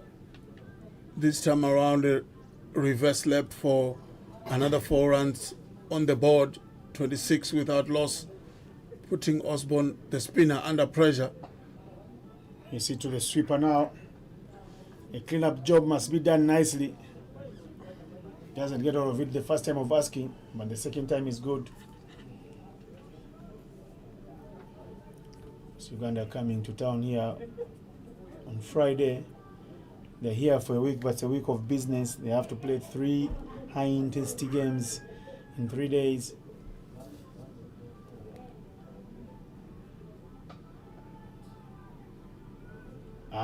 Nutmeg by the delivery there.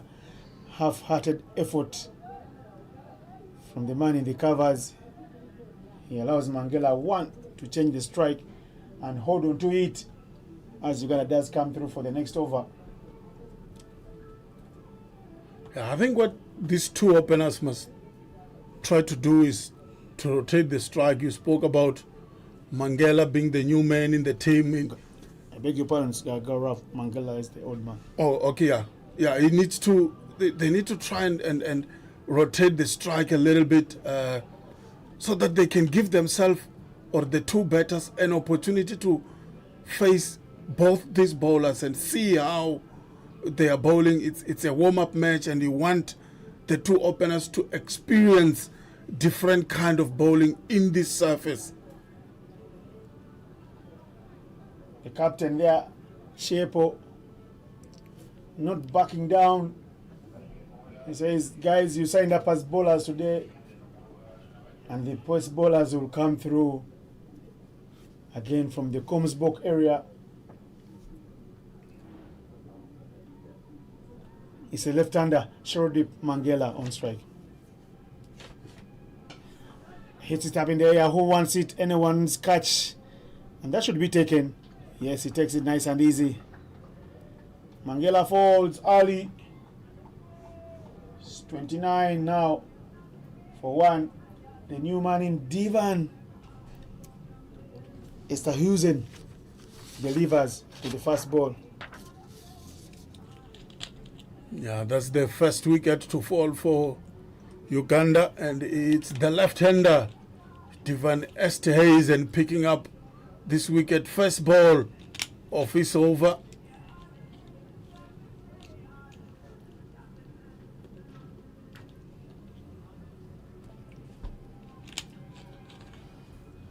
Slow strike rate. His dismissal send the tags wagging to get the technical team thinking, is he the right man for the job up front?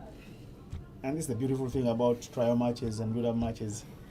They give people some conversations leading up to the tournament, and it's what the fans live for. If they have no talk, they could as well be away from the game. And the new man in is the right-hander, Robinson Obuya, coming in at 3 for Uganda. A clean hit of the ball.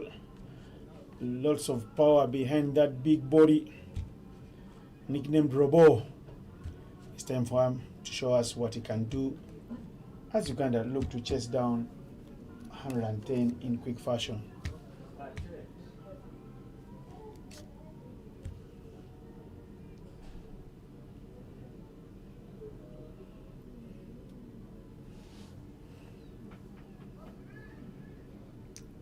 Divan Esthazen to continue from the commentary box end. It will be his second ball of the over, and he will be bowling to the new man, Robinson Obuya, the right-hander. Looks like he's got a bit of pace in him, is Esthazen. This time dug in short and well, right that well so well. It's Obuya. He's a tall man, so a short ball becomes a length ball for him. But this is good bowling by Esthazen. 2 balls that he has bowled so far. He has picked up a wicket first ball, and he's bowling with a good gas. He's also a tall man. He can dug it in short. Good height as well. He's bowling at good pace.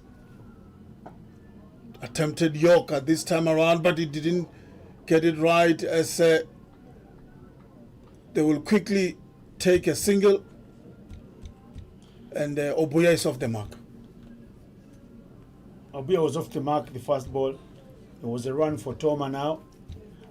Touch and go, yes and no. The shy of the stamps going the other way and gifting Uganda a run there. So it is Obuya on strike now. Will be facing his second delivery. He's got 1 from 1. Very high backlift. He tries to go for beaming drive downtown, but the power is cut off.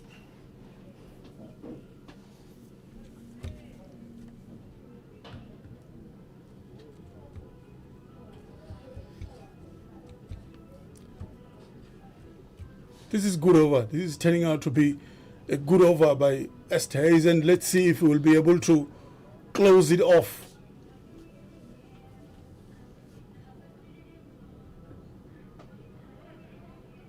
Better field set from them. The Lions feeling at galley point, stops it off. A packed offside for Obuya. They're asking him to hit it over the infield. There's a galley point after the keeper. There's a third man. There's a point. And there is a covers. And the skipper, Shepo, is at mid-on. I beg your pardon, mid-off.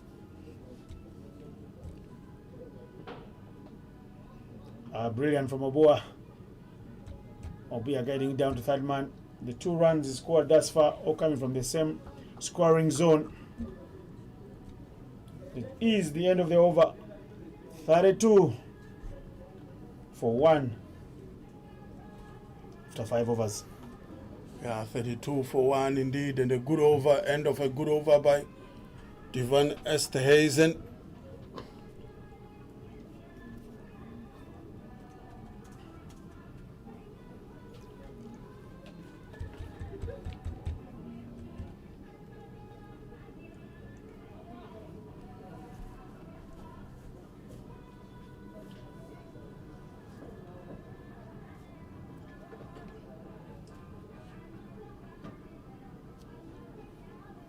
The skipper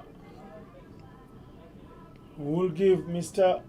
Didan Osborne a break, and there will be another new fella into the attack from the Center of Excellence end here for the Cricket South Africa, the HPC.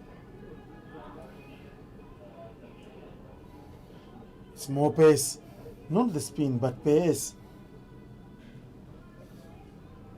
Again, fielding mid-off to mid-off is the captain, Shepo Stafe. Yeah, it's more like a cultural tradition in South Africa to start the power play with fast bowlers. Touch and go, they call immediately and take off quickly.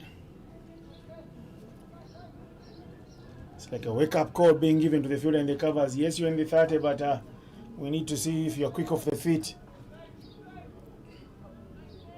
And scored awareness. Many of the coaches love to see their players tick that box of awareness.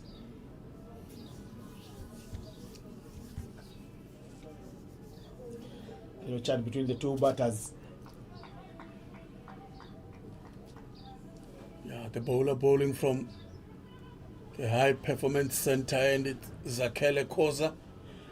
Bowling to the right-hander.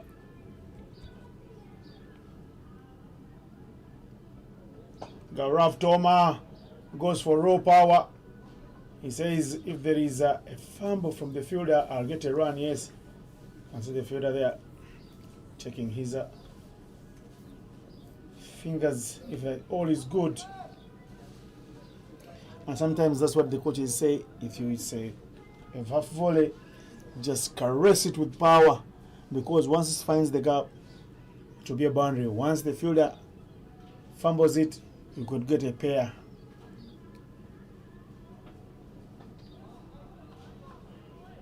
Quick on to Obuya. I beg your pardon, I keep calling him Obua. I don't know why. But Obua is also a famous name back in Uganda. Yeah, I wanted to say that also. I think there was one who used to play football in South Africa, David Obu. Yeah. You said, well, the king himself, David Obua, Yeah. played for Kaizer Chiefs. Played for legend, Kaizer Chiefs, yeah. and he punished your team, Orlando Pirates, so I many remember. times. You don't have to remind me, I remember.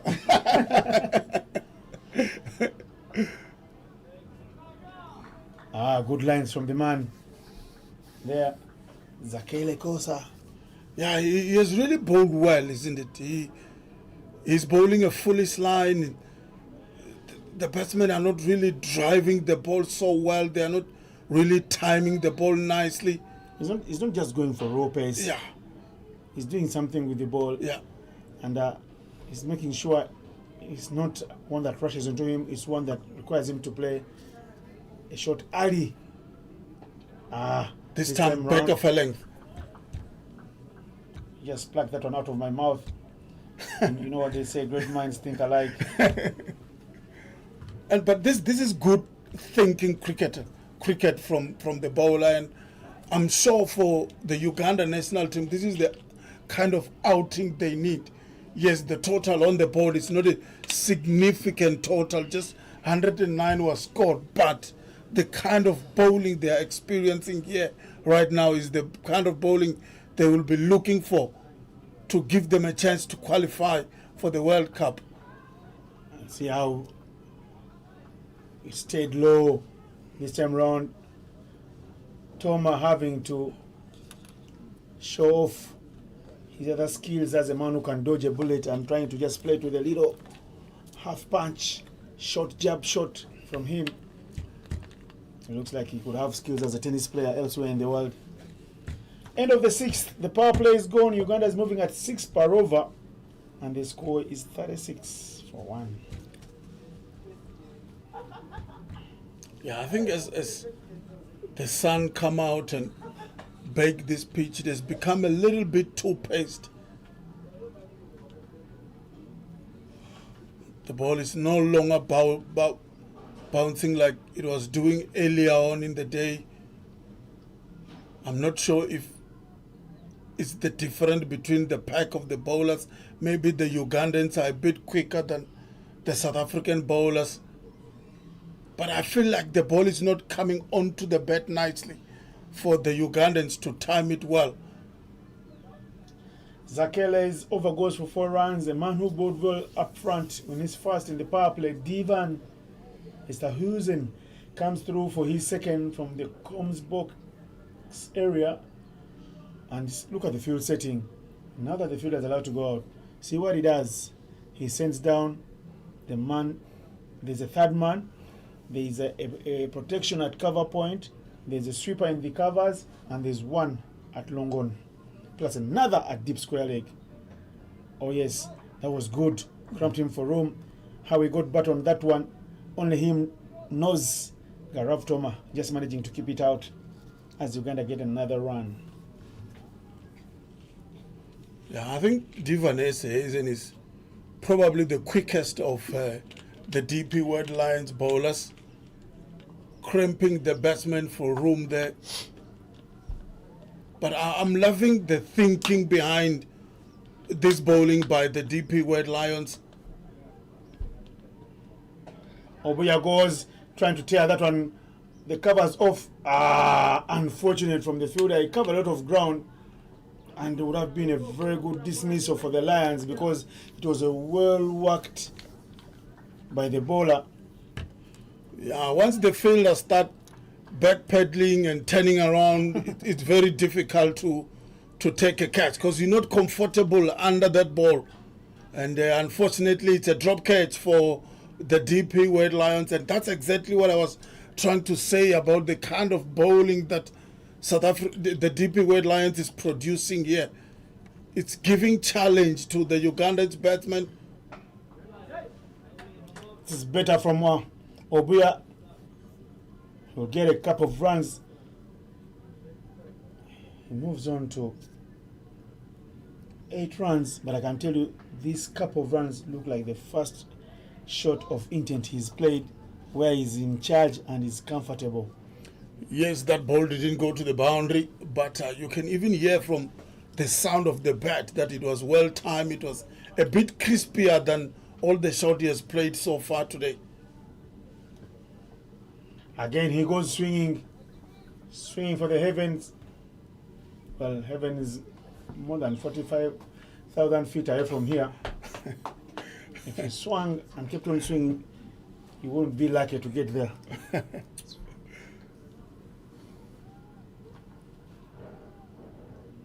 Yeah, this is good outing for these young DP White Lions players, and again, good shot this time round. Obuya will get the boundary he's been searching for since he came in the power play. He breaks the shackles with the boundary, and the dugout will demand that he plays more controlled shots like that. Pierces the gaps, keeps it on the ground rather than going for aerial shots. The aerial route does look nice, but many times you're playing for the opposition because there is fielding all over the park and could instead fall into the traps. yeah, there is so many good things about that shot. Good foot movement, lunging forward, driving it well. Again, aerial. It will just bounce in front of the man at third man. Obua is living and dying by the sword. Looks like they won't be stopping for him to go for those shots. End of the over, a good one for the Ugandans. They get at least 10 runs from it. Yeah, I mean, you can see the difference between the two shots. The one that went for 4 and the one that get thick outside edge, one bounce to the fielder. The last delivery, there was not much foot movement. He's a tall man, so it's easy for him to just lunge forward and goes to the pitch of the delivery. And if he does that, he normally times the ball well. You mentioned he's a strong man, he's a big man. Once he get contact and there is good stride forward, it's just gonna go to the boundary. So if he play proper cricket shots, he can be a handful batsman for many bowlers. You listening to the words of Taka. Good head on his shoulders. Obuya goes Just aerial. like that. It's a proper shot here, and Taka is happy. Hopefully the fielder doesn't run into the scoring board there. It's 6 runs for Robinson. Obuya trusting his power. The long levers coming to play for Robinson. 100%. He's a big man. This time around, it's all about the hands, isn't it? It's all about the power.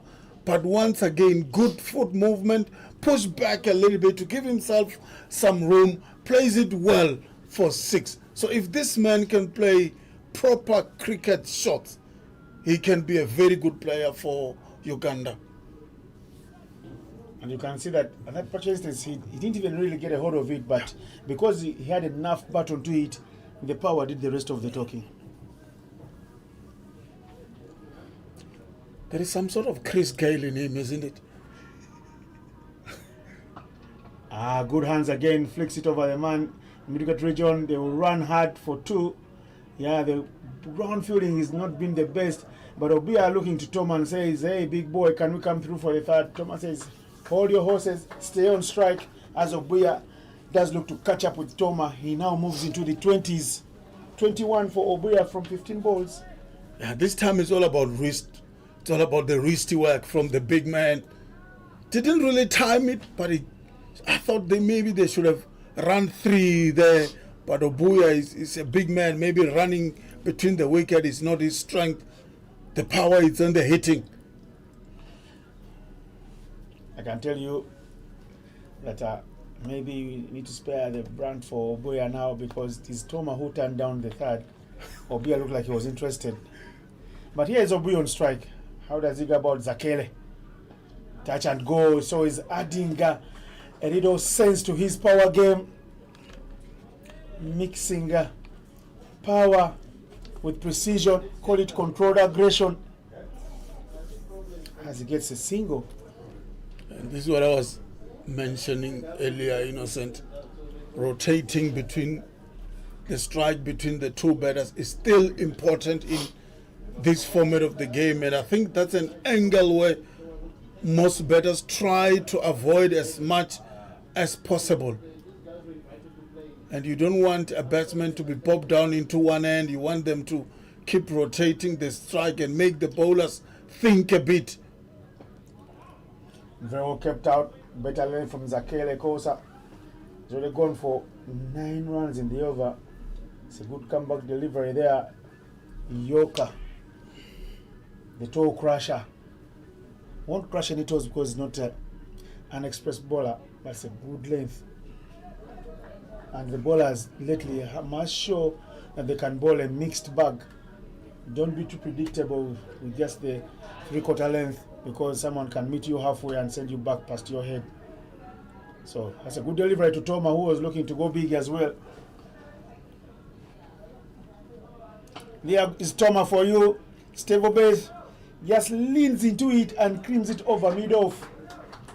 6 more runs to the total. The pace won't trouble the Ugandan batters. The milk 6 times 2 in the over of Zakele Kosa, who is now disappeared for 19 without even finishing his second over.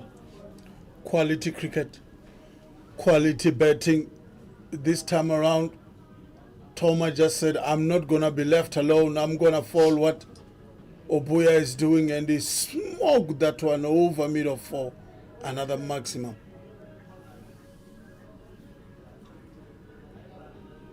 What can the DP World Lions bowlers do here? Zakele Kosa. I would love to see them bring on another spinner like what we saw from Didan Osborne.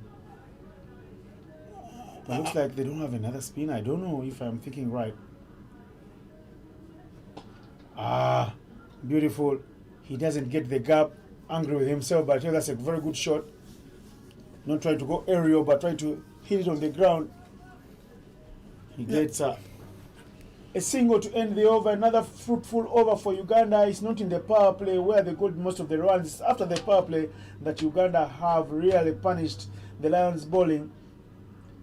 A very good over.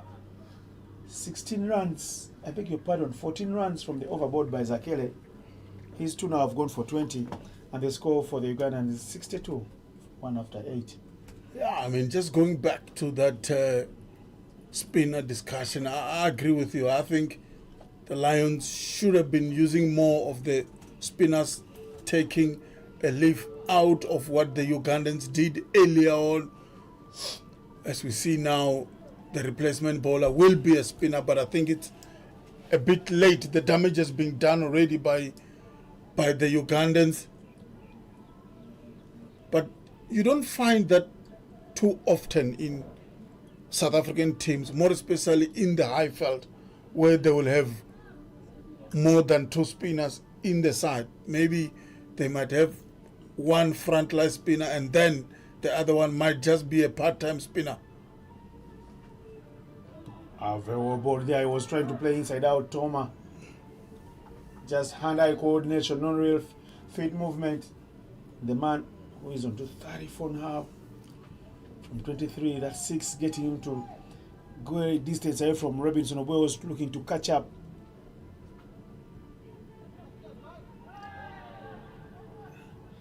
Big appeal there again, nothing whatsoever. Keeper still appealing. Umpire saying, please pass the ball onto the bowler. It's time for the 3rd delivery. The skipper, the one who brings himself into the attack, bowling some leggies. Very well played, Chikli. And Robinson Obuya Shows him a clean pair of heels by running through quickly to take the strike. Shepo should have trusted his abilities to bring himself on early. Yeah. Because that was the only way the Lions were going to have a chance defending a small total. Bring your best bowlers to bowl to their best batters. You create a chance. When Obuya is batting, I'm thinking cow corner. He's a tall man, powerful hands. And the man strikes. Shepo Stafford, the skipper, says, I am here for business, trying to overcompensate. The big shuffle over and across the stumps, trying to power it to your favorite area, mid-wicket. Haraf Toma instead has his furniture rearranged. Second wicket does fall for Uganda, 64 for 2. He will feel like he's done his bit. A cameo of 34 runs. The new man keeping wickets for the first time and scoring a 30 on a mini debut of sorts. Will feel that he's done well, but left the job half done. Yeah. Yeah, 30s are not good enough. He was playing well. I think he should have pushed on, maybe get that 50, get that 60, put his side in a more comfortable position. As we see the new batsman in Cosmas Kueuta. Beg your pardon. I beg your pardon.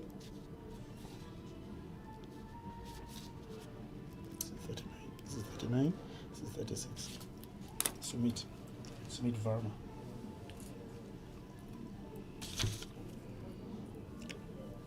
Sumit Verma is the new batsman in the right-hander. A lot of right-handers in this Ugandan batting lineup.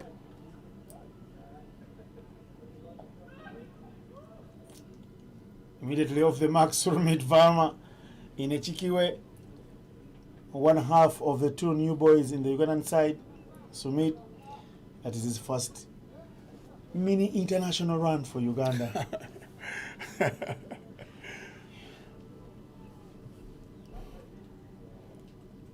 Yeah, that's the end of a successful over.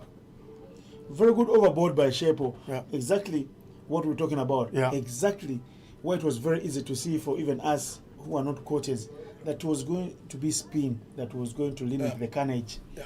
His over comes through, there is a wicket and only goes for 3 runs. And the last run scored by Verma, a potential wicket-taking ball. Yeah, I think it's a pitch where the slower bowlers will dominate. We saw when Uganda was bowling, they were bowling slower and slower as the game progresses. And for the DP Lions, I think they just have to stick to the spinners, make it difficult for the batsmen to get the ball away, make them think a bit. Because pace bowling, they have really been feasting the Ugandan batsmen. They're moving at 7.2 per over. And there is more spin in the building. Kanyiso is the man to stifle and strangle the Ugandans now. Kanyiso Mkize,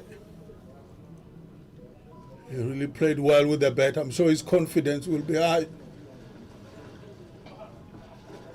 Big bombing drive there from Sumit Verma. Just the 1 run to the total. What I would love to see also from the Lions spinners, take pace off the ball. Yeah. Demand more from the abilities of the Ugandan batters. 100%. If you take pace off the ball, you don't give them able to work with. There is Obuya, a chance for a catch. Yes, is it? Yes! Very well taken. Obuya hitting it to the only man down there. Mid-wicket region, he running very well. It was dying on him, but well, the front dive, bearing his body all over the ground, gives them a chance to believe that, well, the spinners can have a say. 2 wickets in 2 back-to-back overs For the spinners there, Shepo the skipper and Kanyiso, who bowled very well, bring the goods home. And they say, Uganda, we would like to say another batter. And guess who walks on? It's Dinesh Kumar Nakrani Maganlal, as the umpires do call for. Is it called a heat break or a drinks break? It's a drinks break. Thank you. Yeah, Obuya, I'm really disappointed with how he played that shot. Innocent. I think he went for power, and all he can do is just to sky it. And I mentioned earlier, he just need to go for timing and proper cricket shots. A controlled shot should be able to be successful better. But credit must go to the Lions bowling, Nkanyi Somkize, and then Dovud Obuya gone there.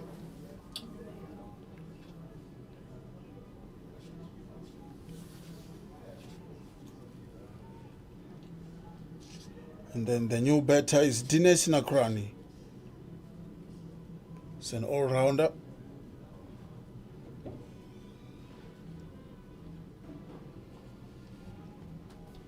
I'd love to see another 3 wickets here fall. Sometimes as batsmen, or as a unit, you take things lightly and you think you're in control. Yeah. Until 3 or 4 quick wickets fall for nothing. Yeah. And then you can wake up and smell the coffee and see a bitter pill at the end. Yeah. From a point of strength, you like to grind and not give away wickets cheaply to the opposition. Yeah. Because now Uganda will be thinking we are into the all-rounders now. The Lions will be thinking we have a chance. And so many a time it's not over until the fat old lady sings. Yeah, more especially in this format of the game. I mean, we saw back-to-back wickets and back-to-back overs. The games change quickly. In this format of the game, 1 over can turn things around for the DP World Lions, more especially now that they've brought in the slower bowlers, trying to slow the game and allow the Ugandan batsmen to go for power instead of timing, and that will bring their demise. And we've seen it. Last 2 overs, 2 wickets have fallen for the DP World Lions, and they will feel confident. I mean, 66 for 3, not a lot of runs to be chased. I mean, if Uganda can bat through all these overs, then they will win the game. But for the DP World Lions, it's all about wickets. If they can keep getting wickets regularly, they can turn this game around. You're talking about wickets. The Ugandans must start thinking that maybe we still need another 53 runs. Shouldn't be very easy. If we lose wickets in regular intervals, the idea is to grind it out there. Fight for every run. Trust your abilities. Run hard between the wickets. Tick the basics box. All played by Sumit Varma. Kanyiso thinking he's got a chance there because of the way Sumit did sit back in the crease and just turn it round the corner. Nakrani, a man in need of some good form, heading to the qualifier, the Africa Finals in Harare, playing very sensible there. Touch and go. Kanyiso does the good fielding off his own bowling. It's the end of the over, a very good over. Very bowled by the man. 69 for 3 at the halfway stage. If you look back at the warm chart on the scoring rate, you will know that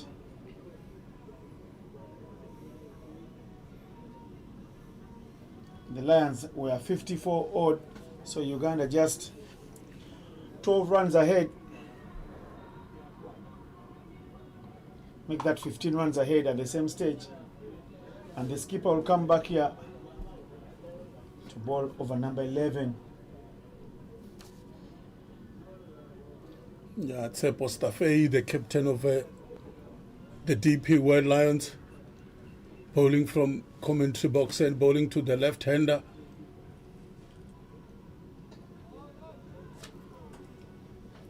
Left-hander Nakran here, dealing in singles up front in his innings. It's what all-rounders do. They build momentum, give themselves a chance to play the next delivery, give themselves a chance to see the ball as big as a football as the game wears on, and then maybe pounce with the last blows at the very end. But that's a man who loves the big hits.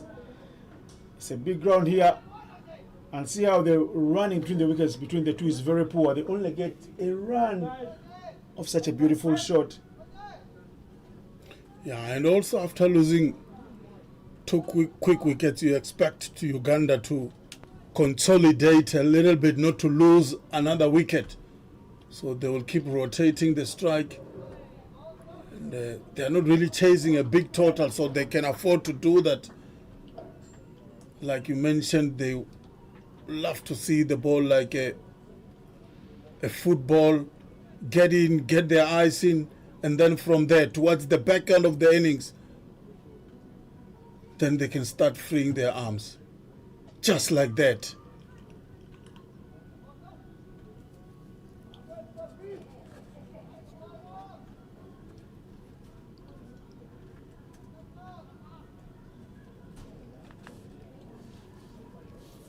Both still in single-digit scores.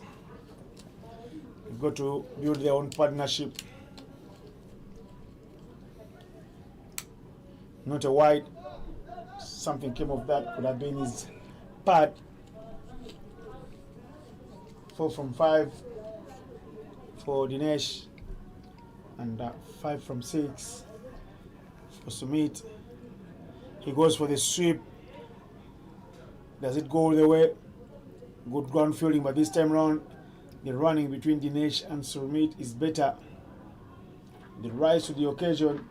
A very good over here, but it does go for 6 runs. Shape of the skipper.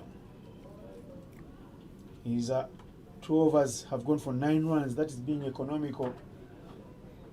And the score for Uganda, 75 for 3 after 11. Yeah, 75 for 3 is the score. 11 overs has been bowled by the DP World Lions. 9 overs to go.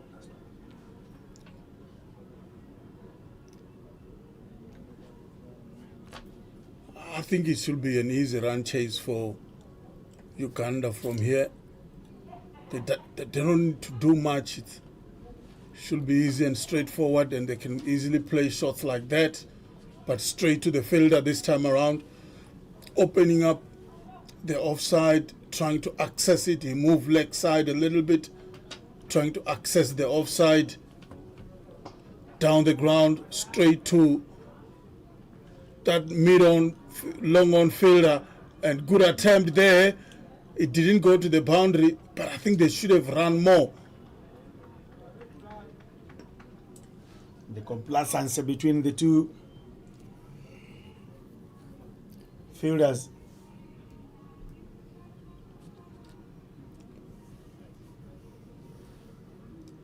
Once again, Nkanyiso Mkize bowling to Sumit, the right-hander.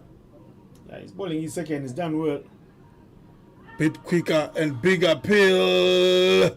Umpire is not interested. What an appeal by the wicket-keeper. Yeah, Sumit trying to go for the unorthodox reverse sweeping that one to no gain. It's instead that he has the bowling in anticipation of a wicket. He goes big, chance for a catch again. He will perish. This should be swallowed. Yes, it's a beautiful catch by the same guy who swallowed the catch over Robinson Obuya. Surmit Varma going for power. The power is cut off. Uganda lose their 4th. I can tell you, there's blood being sent by the Lions. 77 for 3 becomes 77 for 4. Yeah, Divan Esther isn't with an easy catch there in the deep. I like the technique of grabbing that catch by Divanes Esterhuizen. It makes it look so comfortable in the end. As another wicket has fallen for Uganda. 77 for 4 is the score.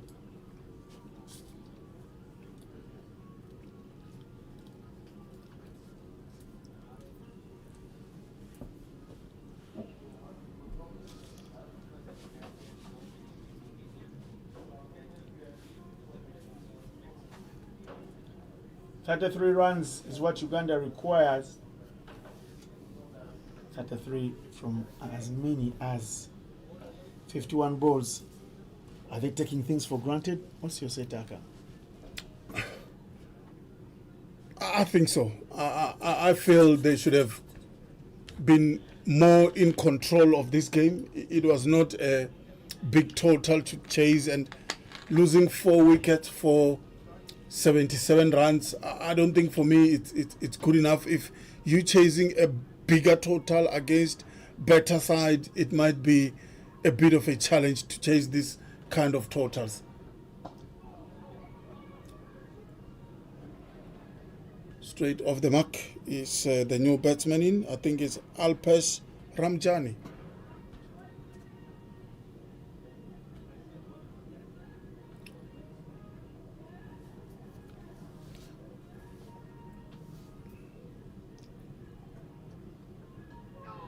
Very well bowled. Chance for a run out now.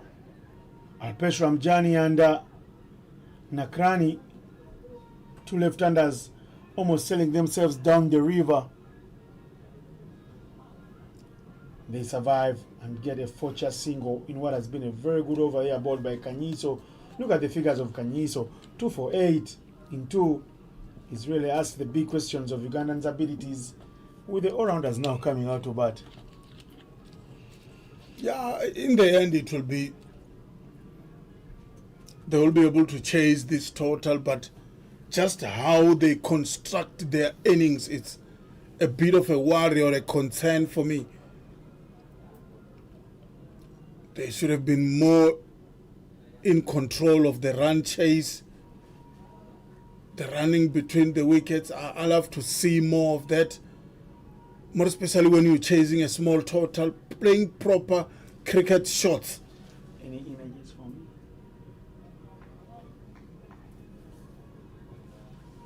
That's what I would love to see from, as we see another reverse shot and well connected. And it goes all the way for 4 from the left-handed Ramjani.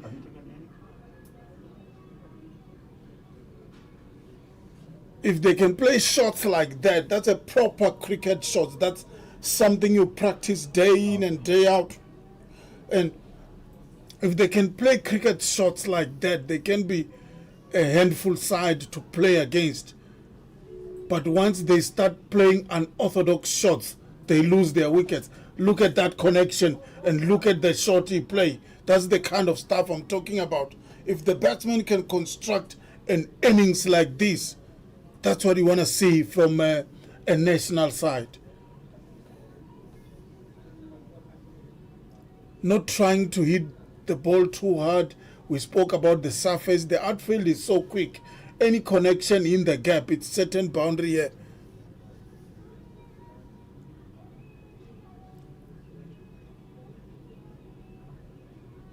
Once again,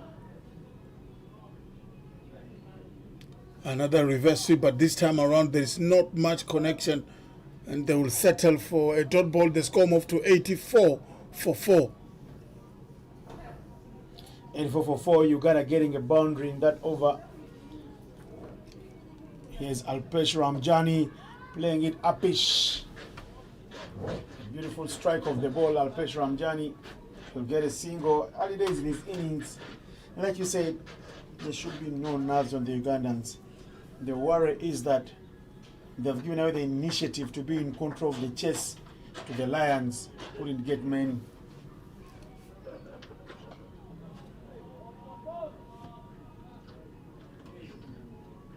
Good fielding from his own bowling, from the skipper, Tsepo Stafei.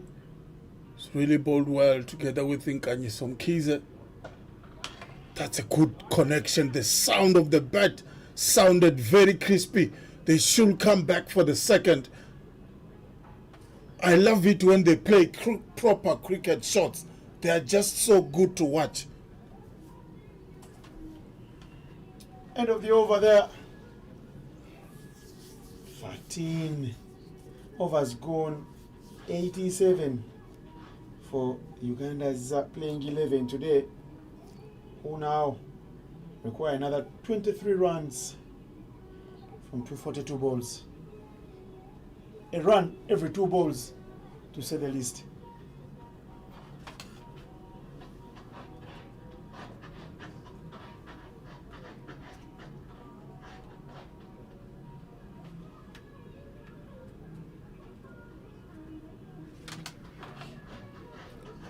Nkanyiso Mkhize to continue.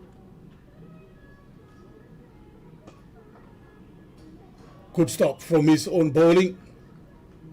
These are the kind of dot balls that will create pressure and make Ugandans start thinking differently. And we've seen it before in this inning so far. Once you do that, they start to play unnecessary cricket shots.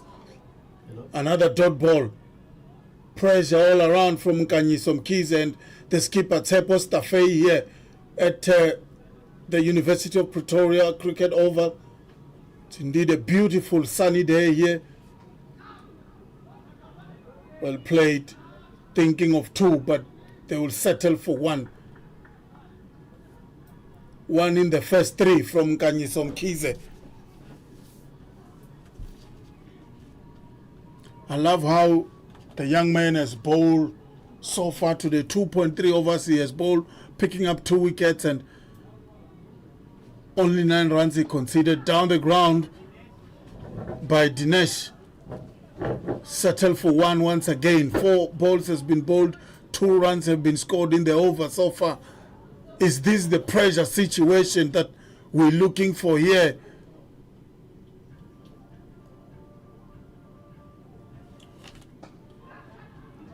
It's gone. Talking about pressure.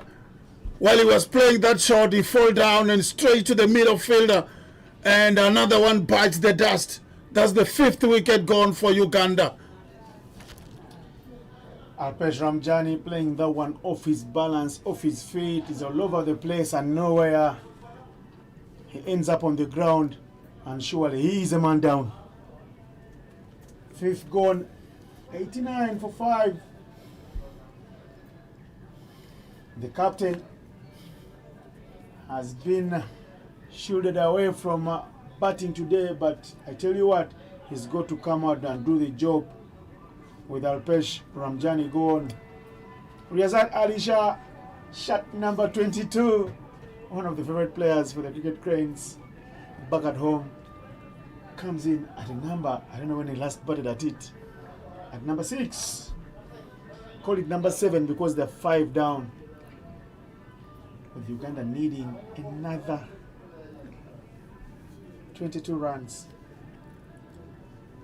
Yeah, sometimes having too many all-rounders in your side create this kind of conundrum where each batter doesn't want to take full responsibility or doesn't take full responsibility because they know they've got a long batting lineup. Uganda started off so well, they shouldn't be in this position whatsoever.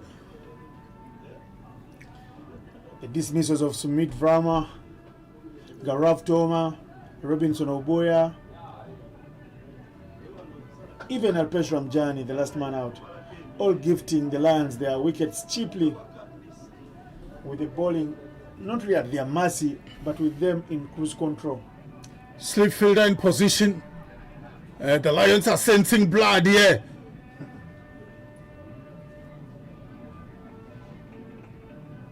Really, this good attacking cricket by the Lions. Yeah, the Lions, of course, realize that they will not win this game if Uganda plays till the 18th over. They can only win this game if they pick more wickets and expose the tail end of Uganda. Because from this, they'll be starting to think we are amidst the bowlers. 89 for 5 after 14.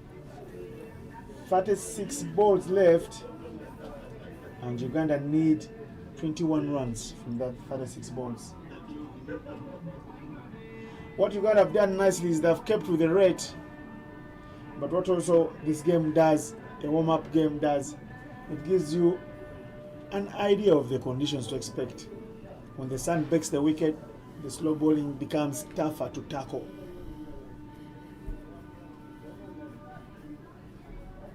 More spin in the building. Won't be Kanyiso, won't be Shepo.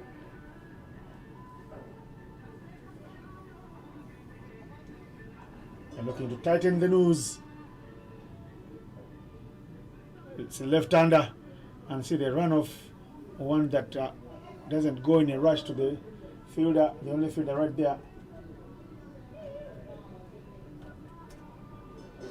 The 90 does come up for Uganda. Jidan.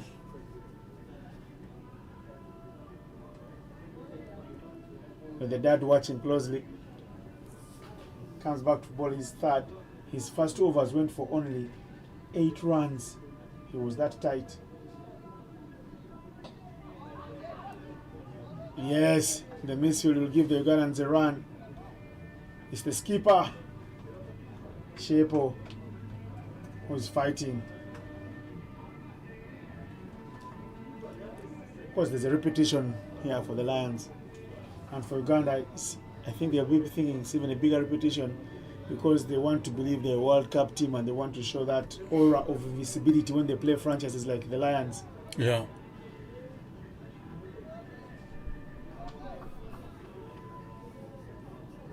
Yes, that Alisha sent back by Nakrani, who is on 16. Quietly on 16, Nakrani. Osborne getting all the support from his mates as he bowls some darts. We call that darts back at home, quick deliveries. Looking for the bull's eye. Nakrani shimmy down to meet the bowling halfway. He almost gets into trouble. Yeah, almost yoked himself there. Is the left-hander. Good bowling. Seeing him coming down, bowl a yorker length.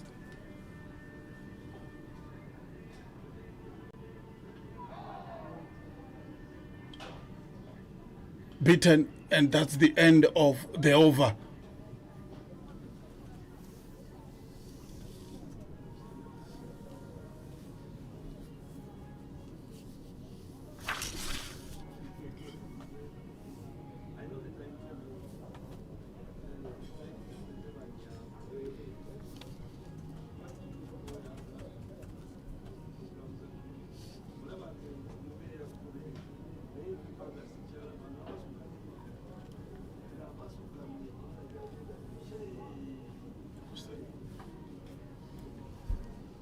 Fifteen overs go, 92 for 5. 18 runs needed for Uganda from 30 deliveries.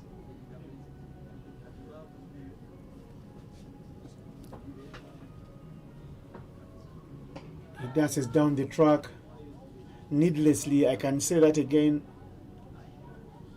And doesn't he doesn't size it down nicely. Just the 1 run to the total as the sweeper does the rest of the work. Alisha on strike now, the skipper.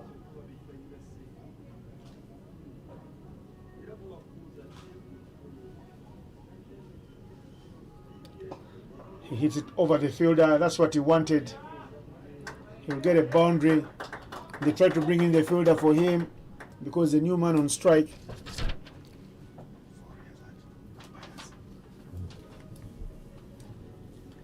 And he says, well, you look at me coming through at number 7, you think I'm a tail ender. Well, I am no rabbit with a bat in hand. It's a good shot. Now they bring the fielder straighter, but still stays at mid-off. Again, Riyazat goes. This is even sweeter and better. 2 back-to-back boundaries for the skipper, who removes extra pressure from the ball and says, pressure, what pressure?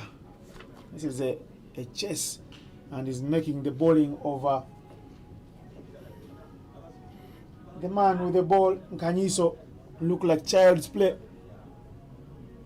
And that brings Uganda's 101 for 5. Another 9 runs they require from as many deliveries.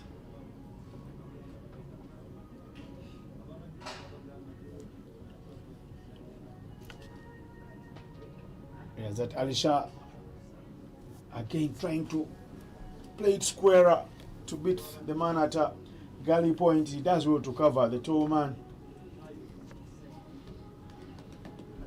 Kanyiso still has a delivery. The skipper has done a good job. The Ugandans milking 10 runs already from the over. Cut very well by a man who's in need of some runs whenever he's in the good mood, whenever he's amongst the runs going to a tournament. He's a very dangerous player to bowl to, Dinesh Nakrani. Moves on to 19 from 18. The skipper coming in at number 7 says, Coach, you kept me away from the middle for so long. He's on 10 from 6. Very good delivery there to end the over from Kanyiso. His 3 overs have gone for 21.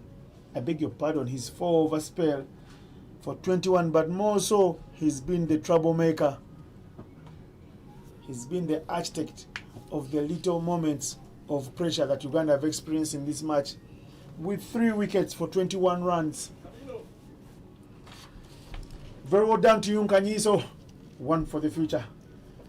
If you have a TV, you'll see him for sure. Uganda need 7 runs from 24 balls. The Ugandans will be demanding more and more from their team. The Ugandan fans love to have a say, and you can't fault them, their fans. Yeah. The fans are allowed to say anything they want, because if you don't play for the fans, then you're not playing for anybody. And if you're not having fans, many times the coaches say leave the game. Yeah. He has Nakrani on strike. Very well stopped in the covers there from Captain Shepo. Is a live wire in the field. Yeah, you can't take him out of the game, isn't it? Always involved is the skipper. That's the power on show from Nakrani. The side screen. There are no fielders right there in that region. Straight as a die. As he makes sure that he puts the finishing touches on this chase. Yeah, good partnership this for Uganda. That's what you need. Taking their side home. 2 batsmen. Dinesh Nakrani. Again, he goes the aerial route. There's a call for catching, but it is 6 runs.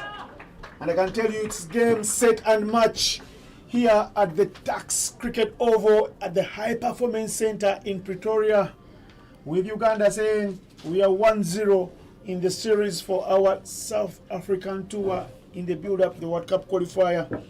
They chase it down in clinical fashion. They end on 113 for 5 and 16.3. Nakrani, Kuma, Dinesh, 29 from 21. Skipper Riazat Alisha setting the tone to let Dinesh cut loose with 10 from 7. Didan, no reward at the back end, as his hit for 4 and 6. The two teams will shake hands, share commiserations, have a little chat. And Taka, what do you make of the match? Yeah, it was a good contest for both sides. Uganda, after winning the toss, electing to bowl first. I liked how they used their spinners in this match. I like how they bowled. The slower bowlers did the job for them. And then for the DP World Lions, well, a bit of inexperience in the team did show playing against this quality Ugandan side.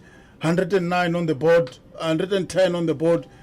It was not a good enough total after 20 overs. And then for Uganda, it was kind of an easy in the end with the proper hitting at the back end of the innings. But for Uganda, something they can watch in future. is that not to lose too many wickets early on. But congratulations to them. I think it was a good outing, something that they need in preparation of the World Cup qualifier. So the Uganda win this match by 5 wickets. And from me, Tagarani Nechiaba, and my friend from Uganda, Innocent, will say thank you very much and bye-bye. And to the technical team, the production team from Pitch Vision, thank you very much, my guy. Enjoy the rest of the day. Hasta la vista. Thank you. Bye-bye.